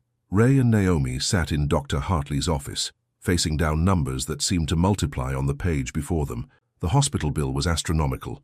Even with insurance, the specialized procedure and extended stay had created a mountain of debt that seemed insurmountable. Ray's voice was heavy with dignity as he spoke. "Doctor, my mother's life is worth more than any amount of money, but I'm a simple man with a simple job.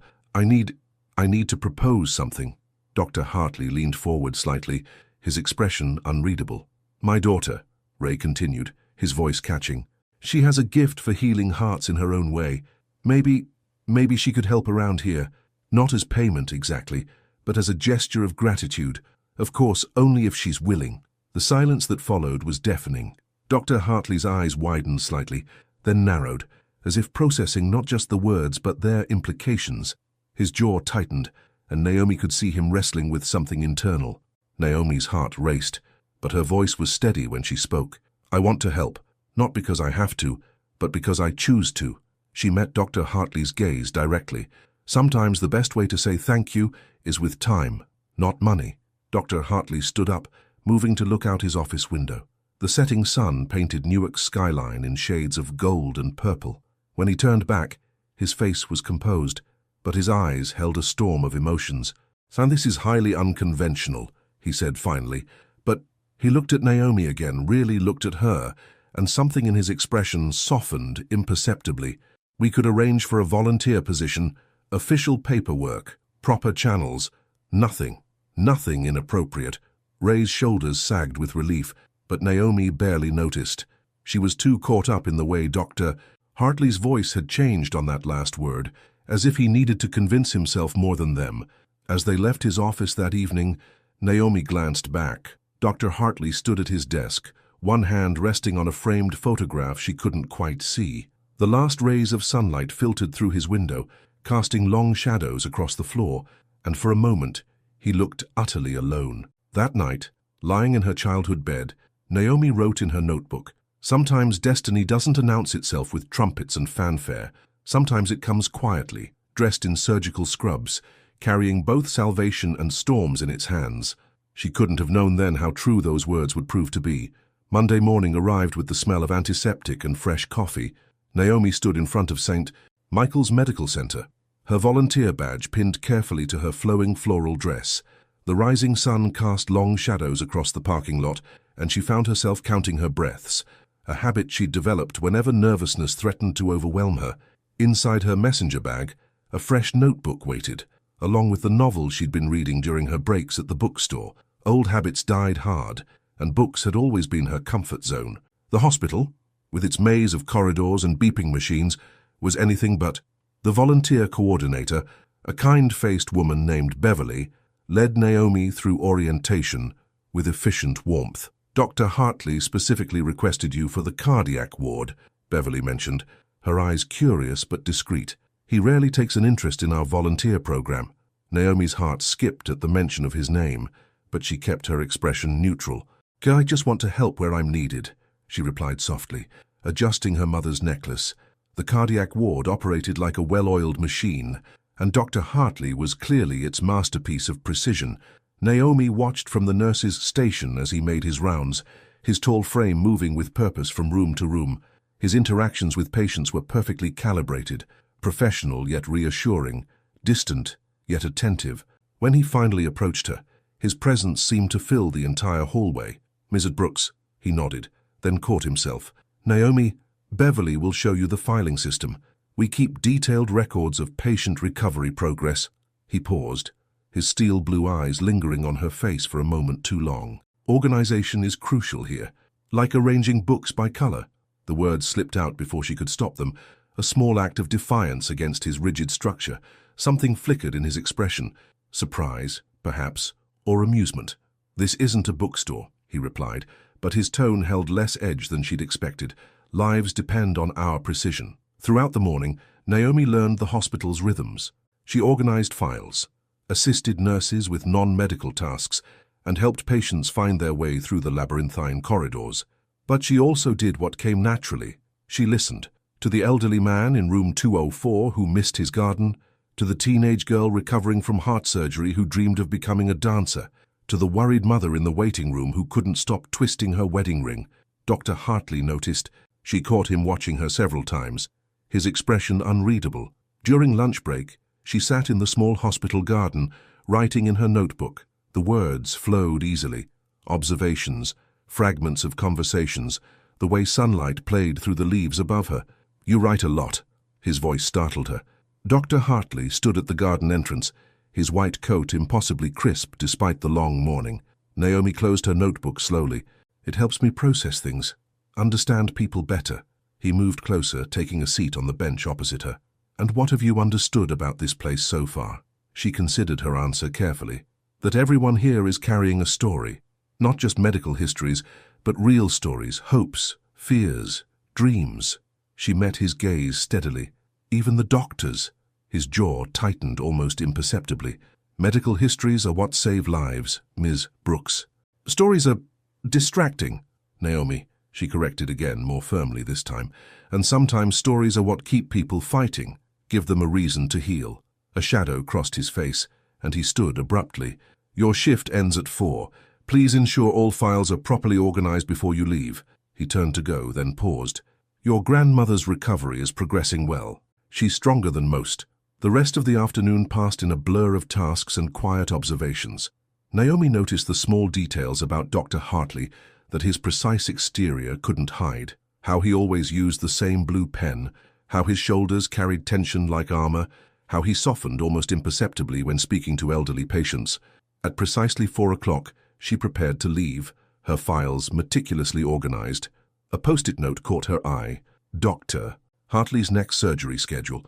Without quite knowing why, she pulled out one of her paper napkins and wrote, "Remember to breathe. Healing goes both ways." She slipped it between the pages, a small act of rebellion against his world of strict order. That evening, visiting her grandmother, Naomi found Marva more spirited than usual. "That Dr. Hartley," Marva mused, her wise eyes twinkling, "reminds me of your grandfather when I first met him. All starch and structure on the outside, oceans of feeling underneath." "Grandma," Naomi protested, but Marva continued, "I saw how he looked at you this morning, child, like a man who's forgotten the taste of sunlight, suddenly remembering." Naomi busied herself adjusting Marva's pillows. "He's my supervisor, Grandma, and we have an arrangement. Arrangements of the mind rarely consult with matters of the heart," Marva replied cryptically, patting Naomi's hand. Later that night, driving home with her father, Naomi broke their comfortable silence. "Dad, are you sure about this, about me volunteering there?" Ray kept his eyes on the road, but his voice was thick with emotion. "Baby girl, when your mama died, I learned something important. Sometimes the greatest acts of love look strange to the outside world, but if your heart knows it's right." He trailed off, then added softly, "I trust you, Naomi. Always have." At home, Naomi stood before her mirror, really looking at herself. Her curls were slightly messy from the long day, her floral dress wrinkled, but there was something different in her eyes, a spark of challenge, of possibility. Her phone buzzed with a text from Beverly. "Doctor, Hartley asked if you could come in early tomorrow. Staff meeting at 7 a.m. Naomi's fingers hovered over the phone. Finally, she typed, "I'll be there." In her notebook that night, she wrote, "Some people build walls with silence, others with precision, but every wall has a door if you look carefully enough. The trick is finding the courage to knock." She fell asleep, wondering if Dr. Hartley had found her note yet, and what stories he carried behind his carefully constructed facade. Tomorrow would bring new challenges, new silences to interpret, new spaces between words to navigate. Outside her window, Newark's lights twinkled like earthbound stars, and somewhere in the city, in his impeccably organized apartment, Dr. Elias Hartley held a paper napkin in his hands, reading its message over and over, his carefully ordered world shifting ever so slightly on its axis. The staff meeting started precisely at 7 a.m., just as the first rays of dawn painted the hospital windows in shades of gold. Naomi sat quietly in the back of the conference room, her notebook open but untouched, watching Dr. Hartley command the space with effortless authority. He wore a charcoal grey suit today, his tie a deep blue that matched the stormy color of his eyes. "Patient satisfaction scores are up 12%. he announced, clicking through his presentation. "But we can do better." His gaze swept the room, pausing briefly when it reached Naomi. She noticed dark circles under his eyes, barely visible beneath his composed exterior. After the meeting, as others filed out, he approached her desk. "You've been leaving notes," he said, his voice low. It wasn't a question. Naomi met his gaze steadily. "Does that interfere with hospital protocol, Dr. Hartley?" "Elias," he said suddenly, surprising them both. "When we're not in front of patients or staff, you can call me Elias." He ran a hand through his sandy hair, a rare gesture of uncertainty. "And no, the notes don't interfere. They're unexpected." A small victory cracked through his perfect facade. Naomi smiled, just slightly. Sometimes unexpected things are exactly what we need. Their conversation was interrupted by a code blue announcement. Naomi watched as Elias transformed instantly, his momentary vulnerability replaced by laser focus as he rushed toward the emergency. She found herself holding her breath until, nearly an hour later, he emerged from the patient's room, his shoulders carrying the weight of another life saved. That afternoon she found him in his office, staring at a framed photograph on his desk. From her angle, she could finally see it clearly, a young woman with his same blue-gray eyes, laughing at the camera. "My sister," he said without looking up. "Catherine, she would have liked you." The past tense hung heavy in the air. Naomi stepped into the office, closing the door softly behind her. "Tell me about her." For a moment, she thought he wouldn't answer. Then, "She loved poetry. Used to leave notes everywhere, like you do." His voice caught slightly. "She died 8 years ago. Car accident. I was the attending surgeon. But I couldn't." He stopped abruptly, as if realizing he'd said too much. Naomi moved closer, her heart aching. "That's why you're so careful now. Why everything has to be perfect." "Perfection saves lives," he replied automatically, but his voice lacked its usual conviction. "And what about the life you're living?" The words were gentle, but they hit their mark. Elias looked up, really looked at her, and for the first time, his walls were completely down. "I don't know how to do this any other way," he admitted quietly. Before she could respond, Beverly knocked on the door with urgent lab results. The moment shattered, and Dr. Hartley's professional mask slipped back into place. But something had shifted between them, like a key turning in a long-rusted lock. Over the next few weeks, small changes appeared in their daily interactions. Elias began taking his coffee breaks in the garden when Naomi was there. She noticed he'd started using colored tabs in his patient files, a tiny concession to her influence. Sometimes she caught him reading her notes, a ghost of a smile touching his lips. One rainy evening, as Naomi was preparing to leave, Elias appeared at her desk. "Have dinner with me," he said abruptly. Not because of our arrangement, just dinner." The fluorescent lights hummed overhead as Naomi considered his request. "People will talk," she said finally. "Let them." His voice was firm. "I'm tired of letting fear of what others might think dictate my life." They ended up at a small Italian restaurant 10 blocks from the hospital. Elias looked different outside of work, more human somehow, in his casual black sweater and dark jeans. Over pasta and wine, he told her about growing up in Boston, about medical school, about Catherine's love for spontaneous road trips. In return, Naomi shared stories about her mother's garden, about arranging books by color, about her dreams of writing stories that matter. When she spoke about her father's quiet strength, Elias listened with an intensity that made her heart race. "You see the world differently," he said as they walked back to their cars. "It's unsettling. Good unsettling or bad unsettling? Both." He stopped walking, turning to face her.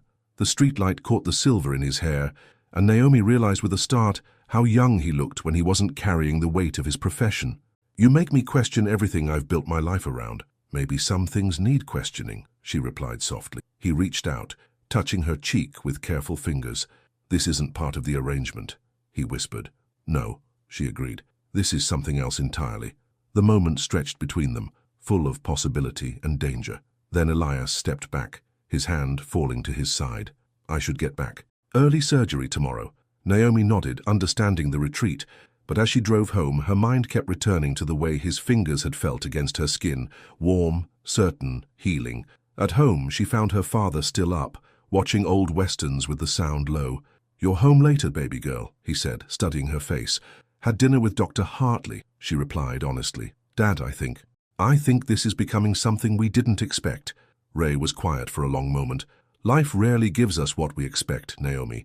Sometimes it gives us what we need instead. He squeezed her hand. Just be careful with your heart. And his. That night, Naomi couldn't sleep. She wrote in her notebook until the words blurred.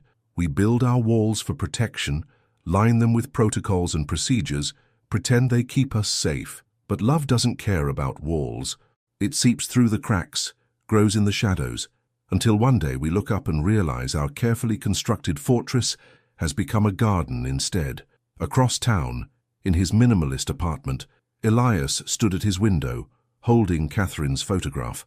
You'd laugh at me now, wouldn't you? He whispered to his sister's smiling face. All my careful plans, undone by a girl who writes notes on napkins. For the first time in 8 years, the thought made him smile too. The morning shift at St. Michael's buzzed with an undercurrent of whispers. Naomi felt the stares as she walked through the cardiac ward, her volunteer badge catching the fluorescent light. The usual friendly smiles from the nursing staff had turned guarded, their conversations falling silent as she passed. She found out why when she reached the break room. 2 nurses quickly separated from their huddle, but not before she caught fragments of their conversation. Dinner with Dr. Hartley, and because of her grandmother's bills. The coffee in her cup suddenly felt cold. Naomi's fingers instinctively went to her mother's necklace, seeking comfort in its familiar shape. She'd known this might happen, but the reality of being the subject of hospital gossip still stung. Don't let them get to you. Beverly appeared beside her, her kind face serious. Our people always talk when they don't understand something. What exactly don't they understand? Naomi asked quietly. Beverly gave her a knowing look. How someone like him could fall for someone like you, or maybe how someone like you could see past his walls. She squeezed Naomi's arm. Either way, they're asking the wrong questions. Before Naomi could respond, Elias's voice cut through the morning buzz. He stood in the doorway, his presence commanding immediate attention. Staff meeting. Now. The break room emptied quickly, leaving only Naomi behind. She started to follow, but Elias caught her arm gently. Are you okay? His voice was low, concerned. People are talking? She said simply. His jaw tightened. I know. I heard the rumors this morning. He ran a hand through his hair, a gesture she now recognized as frustration. This isn't what I wanted for you. What did you want? The question hung between them, heavy with unspoken meanings. Before he could answer, his pager buzzed. Another emergency? Always another emergency. We'll talk later, he promised, already moving toward the door. But he paused, turning back. Naomi, what they're saying, it's not true. You know that, right? She nodded, but the knot in her stomach didn't ease. Because while the rumors about arrangements and payments were false, something else was undeniably true. She was falling in love with him. The day stretched endlessly. Naomi threw herself into her work, organizing files with extra precision, helping patients with renewed dedication. But she couldn't escape the sideways glances, the hushed conversations that stopped when she entered rooms. During her lunch break, she retreated to their garden spot, only to find Dr. Monica Reeves, the head of cardiology, waiting for her.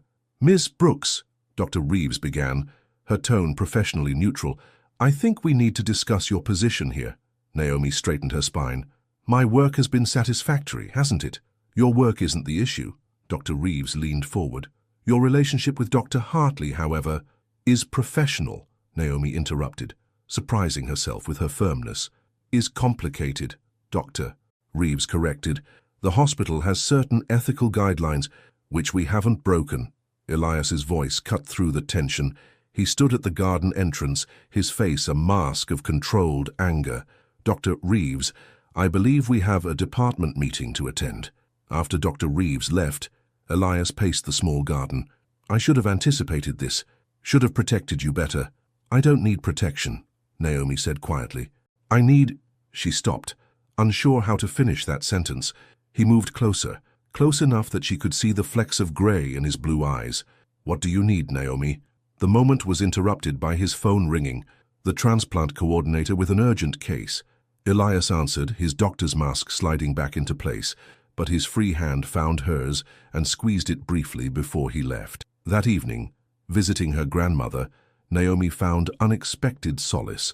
Marva was sitting up in bed, looking stronger than she had in weeks. her sharp eyes missing nothing. "Child," she said, patting the bed beside her, "come tell your grandma what's troubling you." The whole story spilled out. The rumors, the stares, Dr. Reeves's warning. Marva listened silently, her weathered hands folded in her lap. "You know what I see," she finally said. "I see a man who spent years building walls so high he forgot what the sun feels like. And I see my granddaughter, who's always had a gift for growing flowers in the darkest places." She touched Naomi's cheek. "But gardens need sunshine to grow, baby. And right now, you're both standing in the shadows." Later that night, Naomi found Elias in his office, surrounded by patient files. He looked tired, the weight of the day evident in the set of his shoulders. "We need to talk," she said softly. He looked up, and for a moment, she saw past his defenses, saw the man who missed his sister, who carried the weight of every life he couldn't save, who was terrified of letting anyone too close. "I know," he replied, standing, "but not here, not anymore." They drove separately to a small park overlooking the city. Newark's lights sparkled below them like earthbound stars, and a cool breeze carried the promise of autumn. "I've spent 8 years building this life," Elias began, his voice rough with emotion. "Everything in its place, everything under control. Then you walked in with your colored files and your paper notes and your way of seeing right through me. And now, he turned to face her. "Now I can't remember why I thought control was more important than feeling alive." Naomi's heart raced. "The hospital can adapt." His voice was firm. "I'm not letting them dictate this, not letting fear win again." "What are you saying, Elias?" He reached for her hand, his surgeon's fingers intertwining with hers. "I'm saying I want to know what happens when we stop pretending this is just an arrangement, when we admit that something extraordinary is happening here. People will still talk," she warned. "Let them." He smiled, a real smile that transformed his entire face. "They can talk about how the rigid doctor." Hartley finally learned that not everything in life can be controlled, about how sometimes the best healing happens in ways we never expected. Under the stars, with the city lights below and the truth finally spoken between them, Naomi felt something shift in her universe. This wasn't the end of their complications. Tomorrow would bring new challenges, new whispers, new battles to fight. But for now, in this moment, she let herself believe in possibilities. In gardens growing through concrete, in love that defied expectations and arrangements, and carefully constructed walls. In her notebook that night, she wrote, "Sometimes the bravest thing we can do is admit that our hearts have plans of their own, that love doesn't follow protocols or procedures, it simply grows wild and beautiful in whatever space we dare to give it." The morning after their conversation in the park, everything at St. Michael's felt different. Naomi walked through the familiar corridors with her head held high, noticing how the whispers had evolved from speculation to certainty. Her volunteer badge seemed to catch more light than usual, drawing attention she both welcomed and feared. Dr. Reeves was waiting by the nurses' station, her expression carefully neutral. "Miss Brooks, the hospital board would like to meet with you and Dr. Hartley today at noon." Naomi's stomach tightened, but her voice remained steady. "We'll be there." She found Elias in the surgical prep room, reviewing charts for his morning procedure. He looked up as she entered, and his face softened in a way that made her heart skip. "Good morning," he said, the simple greeting carrying worlds of meaning. "The board wants to see us at noon," she said without preamble. He nodded, unsurprised. "I expected this." Setting down his charts, he moved closer, his voice dropping. "Whatever happens in that meeting, remember what I said last night. No more hiding." The morning passed in a blur of tension and anticipation. Naomi buried herself in work, but her mind kept drifting to worst-case scenarios. At 11:45, she headed to the boardroom, her notebook clutched like a shield. Elias was already there, looking formidable in his dark suit. He stood when she entered, a subtle gesture that didn't go unnoticed by the board members filing in. Dr. Reeves sat at the head of the table, flanked by administrators and legal representatives. "Dr. Hartley," Dr. Reeves began, "your reputation at this hospital is exemplary. Your surgical success rate, your research contributions, your leadership in the cardiac unit, all outstanding." She paused, "which makes this situation particularly delicate." "What situation exactly?" Elias's voice was steel wrapped in silk. "Your relationship with Miss Brooks began as an arrangement regarding her grandmother's medical bills. Now it appears to have evolved into something personal. The ethical implications are non-existent, Elias interrupted. The original arrangement was above board, properly documented, and involved volunteer work through official channels. As for my personal life, he looked at Naomi, his eyes softening. That's exactly what it is, personal. One of the administrators cleared his throat.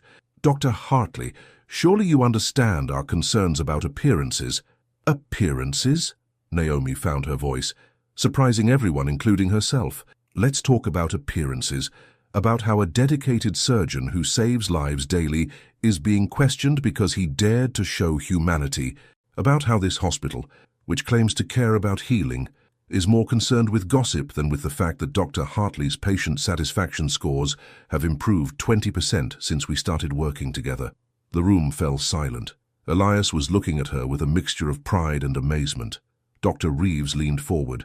Miss Brooks, no one is questioning Dr. Hartley's medical excellence, but there are protocols which we've followed, Elias cut in. It's on every step documented, every hour logged, but if you're asking me to choose between my position here and being honest about my feelings for Naomi, he stood, his full height commanding attention. Then perhaps it's time to discuss my resignation. Elias, no? Naomi whispered, but he continued. I've given 8 years to this hospital, sacrificed relationships, personal life, everything for the job. And I was fine with that until Naomi showed me there's more to healing than perfect procedures and controlled environments. A new voice spoke up. Dr. William Porter, the eldest board member. When I started practicing medicine 50 years ago, he said slowly, we understood that healing happens in mysterious ways, that sometimes the best medicine isn't in our protocols. He looked at Naomi. I've watched you with our patients, young lady. You bring something to these halls that no procedure manual could teach. The tension in the room shifted. Dr. Reeves sat back, studying them both with new eyes. Perhaps, she said finally, we've been approaching this from the wrong angle. Instead of seeing a problem to solve, we should be examining how this partnership has benefited our patients. Relief flooded through Naomi, but the meeting wasn't over. For the next hour, they discussed new guidelines, proper documentation, and professional boundaries. When they finally emerged, Elias looked drained but determined. You were incredible in there, he said softly as they walked to the garden. I've never seen anyone stand up to the board like that. I learned from the best, she smiled. A certain surgeon taught me that sometimes you have to fight for what matters. In the garden, their sanctuary, autumn leaves danced around them. Elias took her hands in his, and she noticed they were trembling slightly. I meant what I said in there. I would have resigned. I know, she whispered. That's why I love you. The words slipped out naturally, inevitably, like the last piece of a puzzle falling into place. Elias's eyes widened, then softened with an emotion she'd never seen before. Say that again, he breathed. I love you. Stronger this time. Certain. He pulled her close, his forehead resting against hers.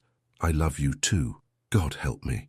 I've loved you since you first rearranged my filing system by color. Their laughter mixed with the rustle of leaves, a moment of pure joy in the midst of chaos. But reality wasn't far behind.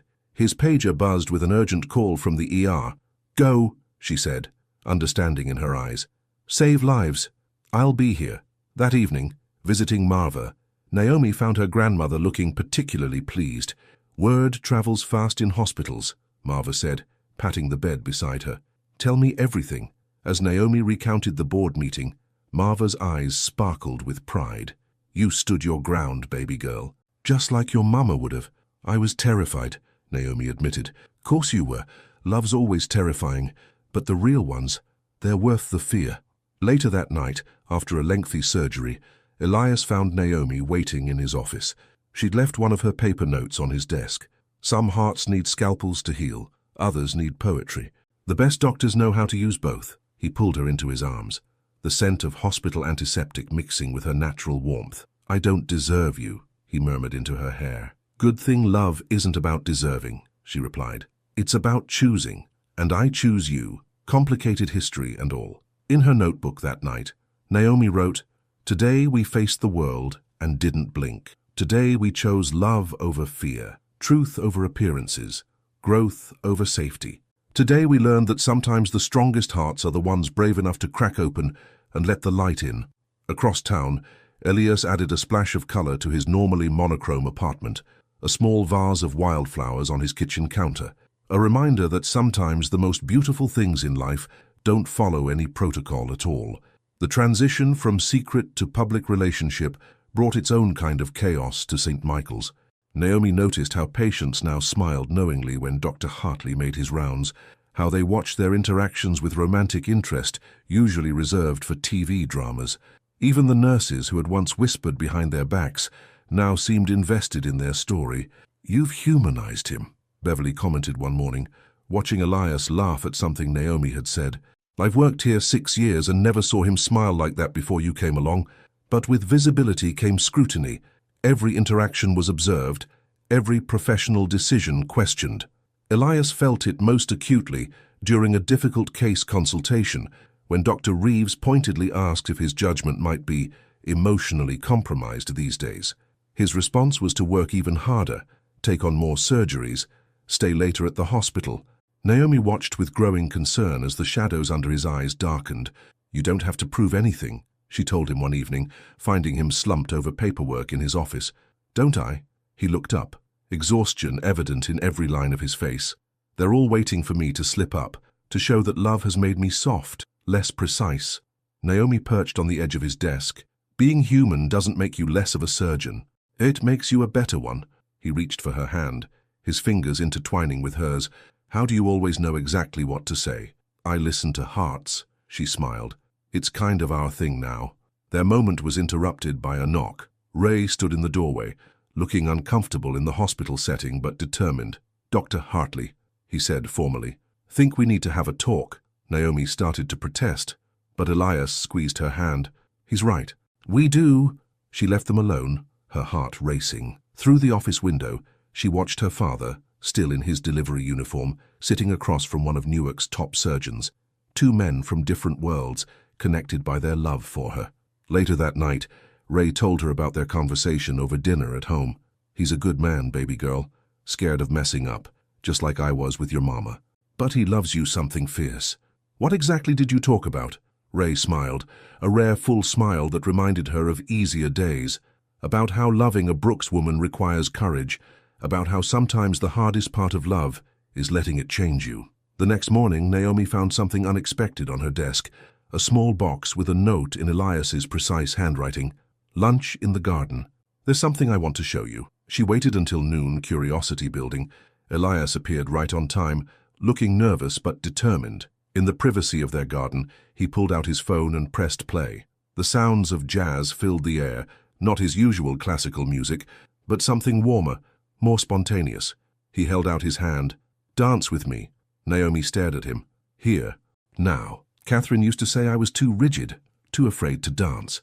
His voice softened. "Your father reminded me that sometimes love requires stepping out of our comfort zone." In the middle of their hospital garden, surrounded by autumn flowers and medical scrubs, they danced. Elias was surprisingly graceful, leading her in slow circles as healthcare workers passed by with hidden smiles. "You're full of surprises, Dr. Hartley," she teased. "You inspire me to try new things," he murmured, "to be brave in ways I'd forgotten how to be." Their dance was interrupted by his pager, a cardiac emergency requiring immediate surgery. But before he rushed off, he kissed her, right there in the garden, not caring who saw. That afternoon, Naomi visited Marva, who was getting stronger every day. Her grandmother took one look at her glowing face and laughed. "That man finally learned to dance, didn't he?" "How did you know?" "Because that's the look of a woman whose man just proved he'd move mountains for her." Marva adjusted her position in bed. "Now tell me, when's he coming to Sunday dinner?" The question caught Naomi off guard. Sunday dinners were sacred in their family, a tradition her mother had maintained until her last days. They hadn't invited anyone new since she passed. I haven't asked him yet," she admitted. "Well, it's time. A man needs to know he's got family standing behind him when he's learning to be brave." That evening, Naomi found Elias in the recovery room, checking on his emergency surgery patient, a teenage boy who'd collapsed during basketball practice. The boy's parents hovered nearby, their faces etched with worry. She watched as Elias explained the procedure, not just with his usual precision, but with genuine warmth. He spoke to the boy directly, not over him, and promised to come watch him play once he recovered. "You're different with them," she observed later as they walked to his car. "I'm trying to see them the way you do," he admitted, "not just as cases, but as stories, lives intertwined with others." In the parking lot, under a sky turning purple with dusk, she asked him about Sunday dinner. His face registered surprise, then understanding of what the invitation meant. "Are you sure?" he asked softly. "I know how important those dinners are to your family." "You're important to me," she replied simply. "And my dad actually likes you, which is a minor miracle." He laughed, then grew serious. "I've been thinking about us, about the future." He ran a hand through his hair, that familiar gesture of nervousness. "So I know it's fast, but nothing about us has followed the normal timeline." "Elias," she interrupted gently, "are you trying to ask me something?" "Not yet," he smiled. "But soon. I want you to know I'm all in. Whatever comes next, whatever challenges we face, I'm all in." That night, Naomi added a new entry to her notebook. Love isn't just about grand gestures or dramatic declarations. Sometimes it's in the small brave moments, learning to dance, joining family dinners, letting your heart lead instead of your head. Sometimes the greatest love stories are written in the spaces between heartbeats, in the quiet decisions to grow, to change, to become more than we ever thought possible. In his apartment, Elias stood at his window, looking out at the city lights. Catherine's photo sat on his desk, but tonight it didn't bring the usual pain. Instead, he could almost hear her laughing approval. "Finally, big brother, you finally learned to dance." He smiled, touching the small velvet box hidden in his desk drawer. Soon, but not yet. First, there was Sunday dinner to survive, and a family to join, and a whole new way of healing to learn. But for the first time in 8 years, the future looked less like a carefully planned surgery, and more like a dance, unpredictable, beautiful, and worth every uncertain step. Sunday arrived, wrapped in autumn gold, crisp leaves dancing across the Brooks family's modest front yard. Naomi stood in her childhood kitchen, surrounded by the familiar scents of her mother's recipes, collard greens simmering on the stove, mac and cheese bubbling in the oven, and her grandmother's secret recipe peach cobbler cooling on the counter. "Child, you've checked that cobbler 6 times in the last hour," Marva observed from her wheelchair. The doctors had finally cleared her for short trips home, and she'd insisted on supervising the Sunday dinner preparations. "So it won't bake any better with you hovering. I just want everything to be perfect," Naomi admitted, adjusting her mother's apron strings. "Perfect is boring," Marva declared. "Love needs a little mess to grow properly." Ray appeared in the doorway, freshly showered and wearing his good shirt. "Baby girl, stop fussing. That doctor of yours isn't coming for the food." Before Naomi could respond, the doorbell rang. Her heart jumped as she heard Elias's voice in the entryway, carrying the deep tone of nervousness he tried so hard to hide.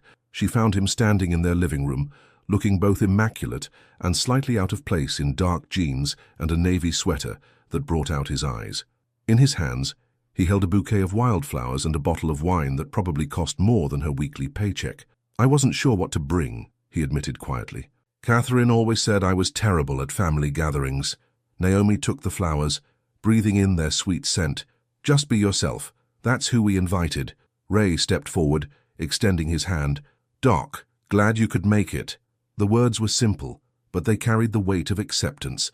Marva wheeled herself into the room, her eyes sharp with assessment. "So, you're the man who saved my life and stole my granddaughter's heart." She gestured him closer. "Come, let me get a proper look at you." Elias knelt beside her wheelchair, and something in the gesture, the way he naturally adjusted to her eye level, showing the same respect he gave his patients, made Naomi's heart swell. "Mom," he said softly, "your granddaughter saved me right back." Marva's face softened. "Well, now, seems you do know the right things to say." She patted his hand.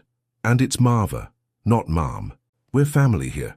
The word family hung in the air, rich with meaning. Naomi watched as Elias blinked rapidly, emotion flickering across his usually composed face. Dinner was a revelation. Ray blessed the food with words about gratitude and new beginnings. Elias, initially stiff with uncertainty, gradually relaxed as stories flowed around the table. He listened intently, as Marva described meeting her husband, as Ray shared memories of Naomi's mother, as family history unfolded in waves of laughter and nostalgia. "Tell us about your sister," Marva said suddenly, her intuition razor-sharp as always. Naomi mentions her sometimes. Instead of freezing up as he usually did at mentions of Catherine, Elias reached for Naomi's hand under the table. She would have loved this, he said quietly. Just the noise and the laughter, the way you all take care of each other. She always said I needed more chaos in my life. Smart girl. Marva nodded. Sometimes the best medicine is a little disorder. After dinner, while Ray and Marva settled in the living room, Naomi led Elias to the kitchen to help with dishes, another family tradition. He rolled up his sleeves without hesitation, looking surprisingly natural, with soapy hands and a dish towel over his shoulder. "For your mother's photos," he said, nodding toward the wall of frames. "She had your smile." "Dad says that all the time." Naomi handed him another plate. "It's strange. I used to worry about forgetting her, but being here, cooking her recipes, sharing them with you, it's like she's still teaching me things." Elias set down the dish towel, turning to face her. "I've been so afraid of memories," he admitted, "keeping everything sterile, controlled. But your family, you don't just remember, you celebrate. You make love bigger than loss." From the living room, they heard Marva's laugh mixing with Ray's deeper chuckle, the sound of family, of home, of belonging. "I want this," Elias said suddenly, his voice rough with emotion. "Not just you, though God knows you're more than I ever dreamed of, but this. Family dinners and shared stories and dishes that taste like memories." Naomi touched his face, feeling the slight tremor in his jaw. "You already have it. You're already part of this." Their moment was interrupted by Ray appearing in the doorway. "Doc, want to help me check the game scores?"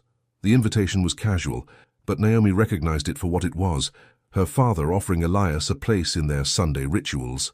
As she watched them settle into the living room, Ray explaining his complex system for tracking multiple games, she felt her mother's presence strongly. "He's the one, isn't he, Mama?" she whispered to the quiet kitchen. The evening breeze through the window seemed to whisper back, carrying the scent of her mother's favorite flowers from the garden. Later, as the sun set and cast long shadows through the windows, Marva insisted on sending Elias home with leftovers. "I can't have you living on hospital cafeteria food," she declared, packing containers with practiced efficiency. "A man needs proper meals to do proper healing." As they said their goodbyes, Ray pulled Elias aside for a private word. Naomi couldn't hear what was said, but she saw the emotion on both men's faces, saw the way her father squeezed Elias's shoulder, the same gesture he used with her when words weren't enough. In the driveway, before leaving, Elias held her close. "Thank you," he whispered into her hair. "For what?" "For showing me what family really means, for making me brave enough to want it again." That night, after everyone had gone to bed, Naomi found a note Elias had slipped into her notebook. "Some surgeries heal the heart. Some families rebuild it. Thank you for giving me both." She added her own entry beneath it. "Love isn't just about two people finding each other. It's about circles widening, tables expanding, hearts making room for more stories, more laughter, more life. Sometimes the greatest miracle isn't in the healing, it's in the belonging." Across town, Elias sat in his apartment, surrounded by containers of home-cooked food. He held Catherine's photo in one hand and the small velvet box in the other. "You were right, Kath," he whispered. "Sometimes the best things in life don't come with instructions. Sometimes they come with a Sunday dinner invitation and the courage to say yes." October painted Newark in shades of amber and gold, and St. Michael's bustled with its usual rhythm of life and death, but something was different about Dr. Elias Hartley. The nurses noticed it first, how he'd pause at the windows, lost in thought, or how his phone would light up with texts that made him smile in the middle of rounds. "He's going to propose," Beverly whispered to Naomi one morning, catching her arranging files. "I saw him looking at his phone during lunch, jeweler's website." Naomi's heart fluttered, but she kept her voice steady. "Let's not get ahead of ourselves." But signs were everywhere. Elias had been having long phone conversations in private, disappearing during breaks, and asking subtle questions about her favorite things. Even Ray seemed to be in on something, sharing knowing looks with Elias during their now regular Sunday dinners. The morning everything changed started normally enough. Naomi arrived early, coffee in hand, to find the cardiac ward in controlled chaos. A major accident on the turnpike had brought in multiple trauma cases, and Elias had been in surgery since dawn. "He's been going for 6 hours straight," Dr. Reeves informed her, respect evident in her tone. 3 back-to-back procedures, critical cases. Naomi stationed herself near the OR board, tracking his surgeries while handling her regular duties. Around noon, Beverly brought her lunch, but she couldn't eat. Something felt different about today, charged with possibility and tension. Finally, at 3 in the afternoon, Elias emerged from his last surgery. He looked exhausted, but triumphant. "All stable," he announced to the waiting staff. "Good work, everyone." His eyes found Naomi's across the room, and the look they shared made several nurses discreetly turn away, giving them privacy in the crowded hallway. "Dinner tonight?" he asked softly when they had a moment alone. "There's something I want to talk about." Naomi's heart raced, but before she could answer, alarms blared through the ward. Code blue. One of Elias's post-op patients was crashing. Everything happened in slow motion after that. Elias ran toward the room, his tired legs carrying him with practiced urgency. Naomi watched through the window as he worked, his movements precise despite his exhaustion. The patient stabilized, but the close call shook Elias. Naomi found him in his office later, staring at Catherine's photo. "I almost lost him," he said without looking up. 6 hours of surgery, 3 lives saved, and I almost lost him because I was distracted, thinking about... He stopped, running a hand through his hair. Naomi moved closer, sensing his struggle. "About what, Elias?"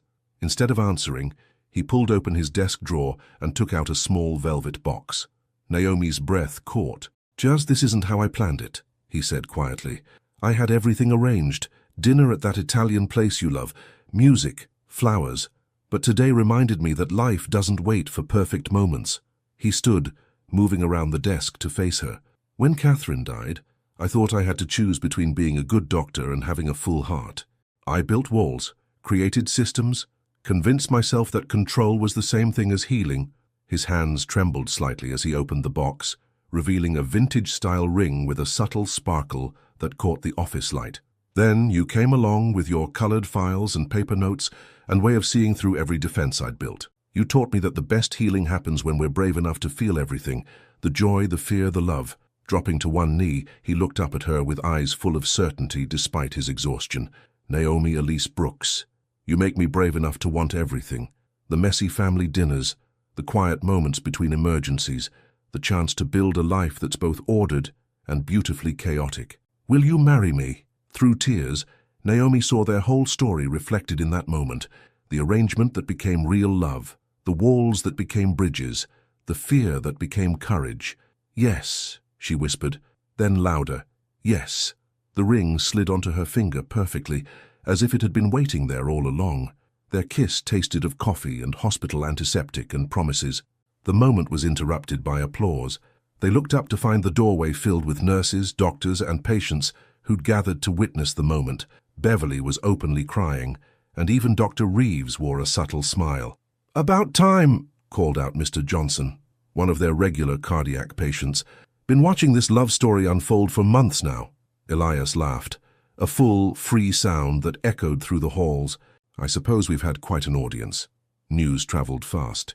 By evening, when they arrived at Ray's house to share their engagement, they found the front porch lit up and Marva waiting with her knowing smile.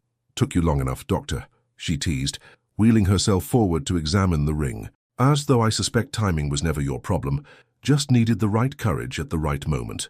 Ray emerged from the kitchen, wearing his good shirt again, carrying a bottle of champagne he must have bought specially. "Welcome to the family, son," he said simply, pulling Elias into a firm embrace. "For real this time." Later that night, after celebrations and calls to friends and more happy tears than either of them expected, they sat in their garden at the hospital. The autumn air was crisp, carrying the promise of change. "I had a whole speech planned," Elias admitted, playing with her fingers where the ring caught moonlight, "about how you changed everything, how you made this place feel like more than just a hospital." "I like this version better," Naomi smiled. "It's more us, finding beauty in the unplanned moments." From her bag, she pulled out her notebook, opening to a fresh page. Together they wrote, "Sometimes love arrives in perfect packages with ribbons and plans. Sometimes it comes in hospital scrubs after a 30-hour shift, carrying the weight of saved lives and future dreams. Sometimes the most beautiful moments are the ones we don't orchestrate. They simply arrive, like dawn after a long night, reminding us that every heartbeat is a gift, and every love story writes itself in its own perfect time." Above them, the hospital windows glowed with life and healing. and somewhere they both felt. Catherine was smiling. November arrived with unexpected warmth, as if nature itself was celebrating their engagement. The hospital had transformed from a place of whispers to one of excited planning, nurses slipping Naomi wedding magazines during breaks, patients offering advice about venues, and even Dr. Reeves quietly recommending a caterer who'd done her daughter's wedding. But amidst the joy, life continued its complex dance. Elias was deep in preparations for a groundbreaking, minimally invasive cardiac procedure, while Naomi found herself taking on more responsibilities in the cardiac ward, her natural empathy making her invaluable to both staff and patients.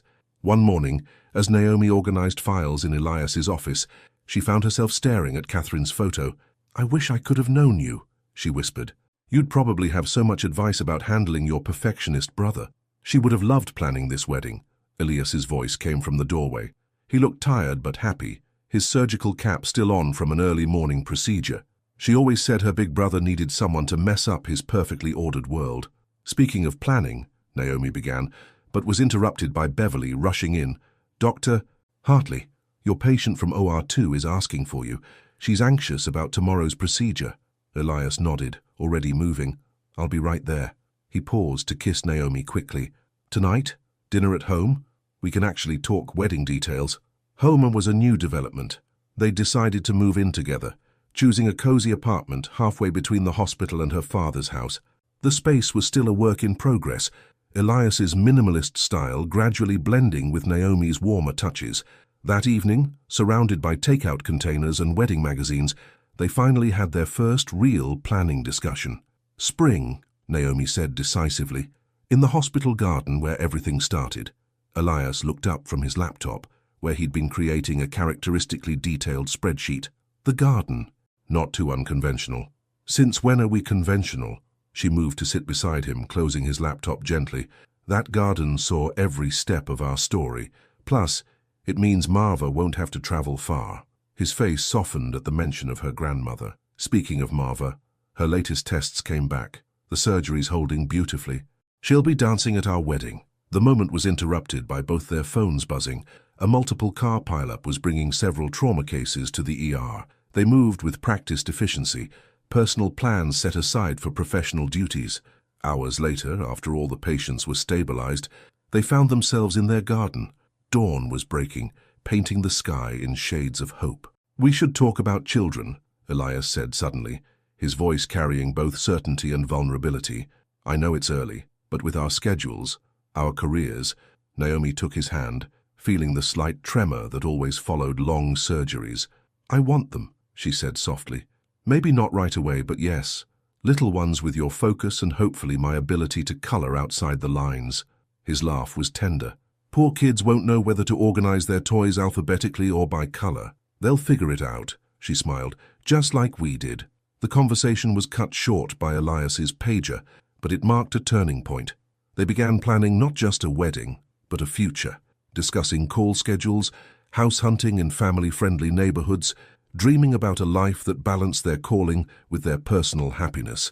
Sunday dinner became wedding planning central, with Marva holding court from her wheelchair, offering opinions on everything from flowers to music. Ray watched it all with quiet joy, occasionally catching Elias for private conversations that left both men emotional but smiling. "Your mother would have loved all this," Ray told Naomi one evening, finding her in the kitchen arranging engagement party invitations. Well, she always said love was like her garden, needed both structure and room to grow wild. The engagement party itself was a study in their two worlds merging. Hospital staff mingled with family friends, surgical residents chatted with Ray's poker buddies, and Dr. Reeves surprised everyone by bringing her famous homemade punch. But the real moment of truth came when Elias stood to make a speech. Public speaking had never been his strength. He was more comfortable in the focused silence of the OR.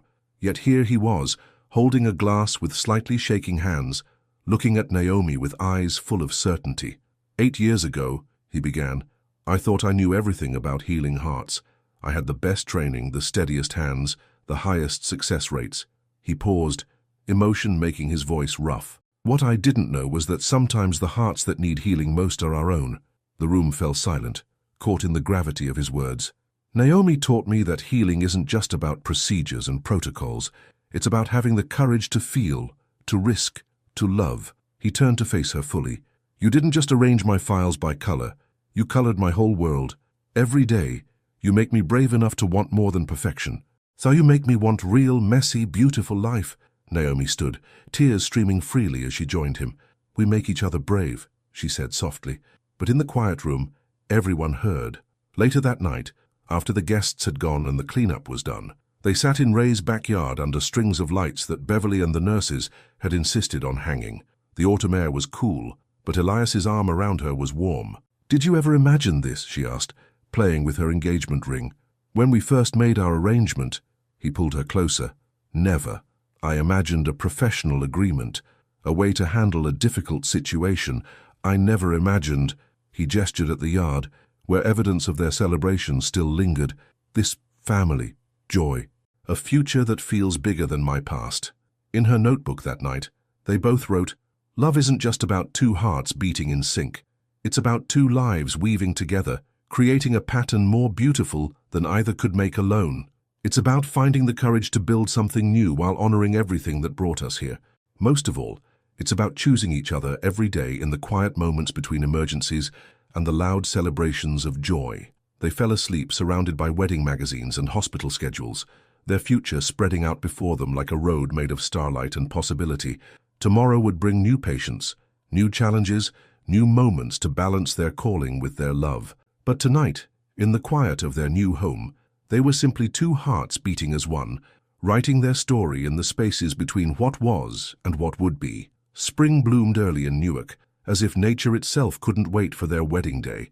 The hospital garden, once their private sanctuary, had been transformed. White chairs lined the paths, fairy lights twined through the trees, and flowers bloomed in every corner, a perfect blend of Elias's precision and Naomi's free spirit. The morning dawned clear and bright. In her childhood bedroom, Naomi sat before her mirror while Beverly and the nurses fussed with her hair. Her wedding dress, simple, elegant, with delicate lace that reminded her of her mother's, hung by the window, catching the early light. Something borrowed, Marva announced, wheeling herself into the room. She held out a pearl bracelet, her eyes misty. Your mother wore this at her wedding. She'd want you to have it today. Something blue, Beverly added, producing a delicate sapphire pin. From all of us at the cardiac ward, to match those eyes you fell in love with. Naomi touched her mother's necklace, her something old, and smiled through tears. The something new was the dress itself, chosen with Ray's quiet approval and Elias's sister's enthusiastic support. Across town, in their new home, Elias stood in their bedroom, Catherine's photo propped on the dresser as he adjusted his tie. Ray had insisted on helping him get ready, arriving early with coffee and calm presence. Never thought I'd be helping a doctor learn to tie a bow tie, Ray chuckled, his steady hands fixing Elias's slightly crooked attempt. Never thought I'd be lucky enough to have a father-in-law like you, Elias replied softly. The hospital garden filled quickly. Colleagues, patients, family friends. Dr. Reeves directed traffic with the same precision she used in the OR. Mr. Johnson, now fully recovered, served as an unofficial greeter, telling anyone who would listen how he'd watched their love story unfold. When the music started, not the traditional wedding march but the same jazz song they'd first danced to in the garden, Elias took his place under the flower-covered arch. His breath caught as Naomi appeared on Ray's arm.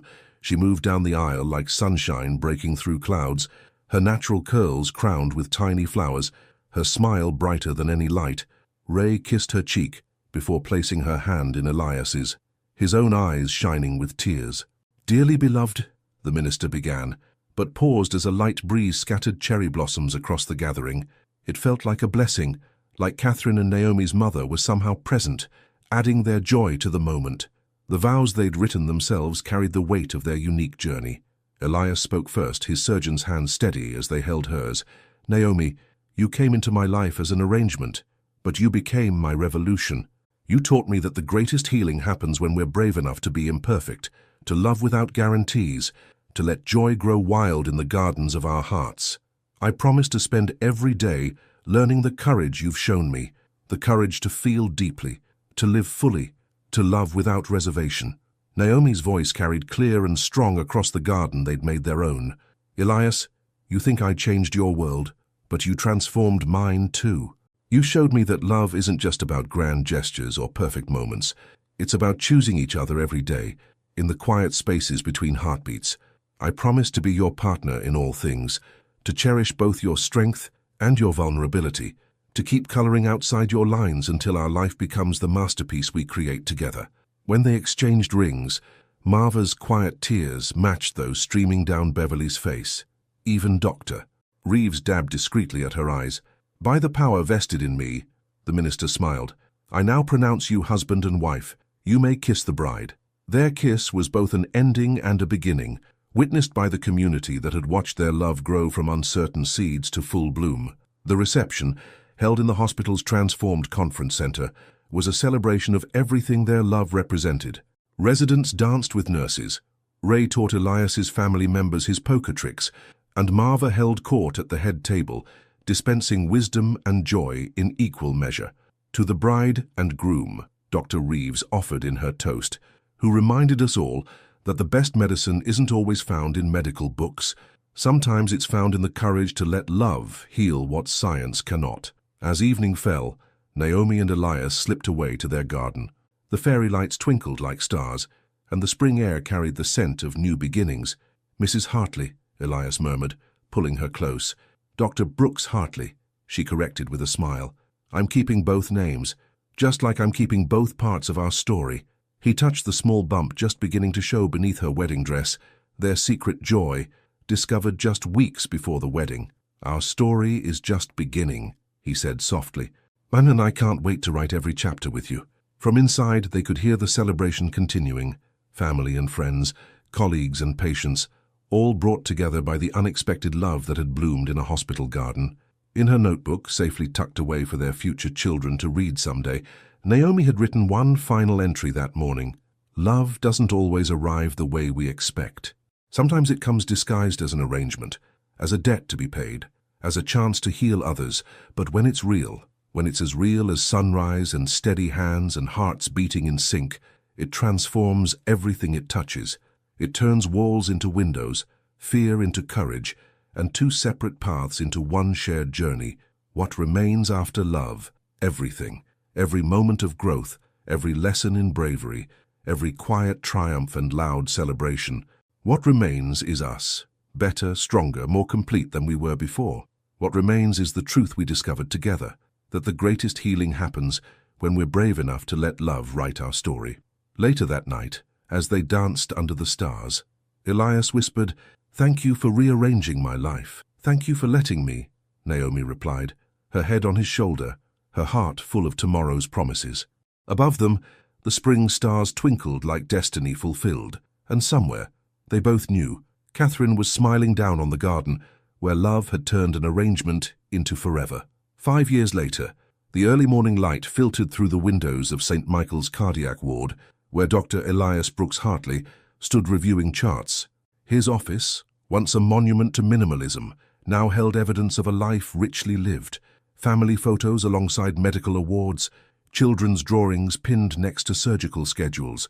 "Daddy," a small whirlwind in a floral dress, burst through the door, her curls bouncing with each step. Catherine Rose Brooks Hartley, age 4, carried her mother's smile and her father's focused determination.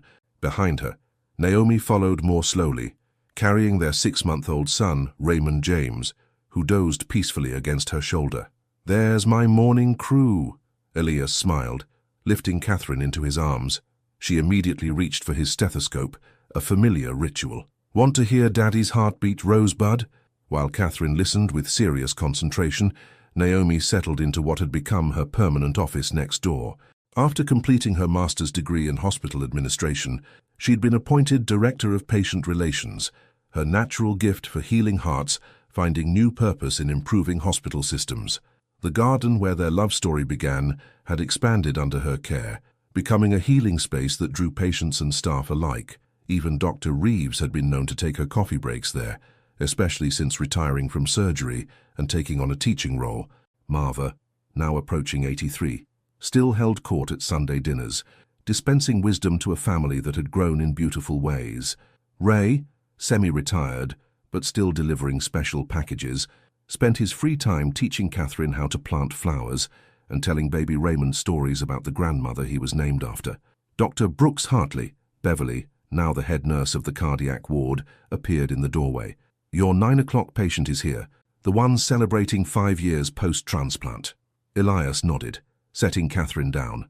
The little girl immediately ran to her mother's office, where a special corner had been set up for her books and crayons.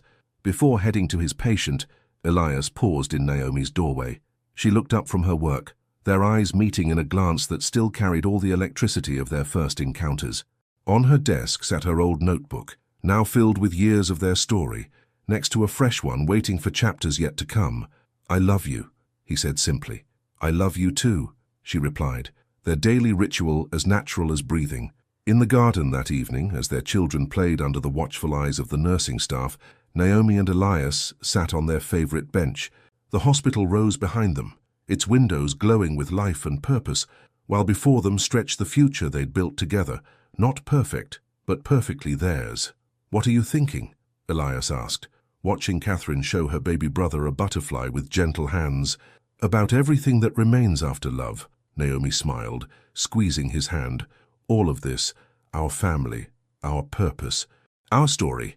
Above them, the first stars appeared in the darkening sky, twinkling like promises kept and dreams fulfilled. In the distance, the sounds of the hospital continued, monitors beeping, phones ringing, lives being saved and changed.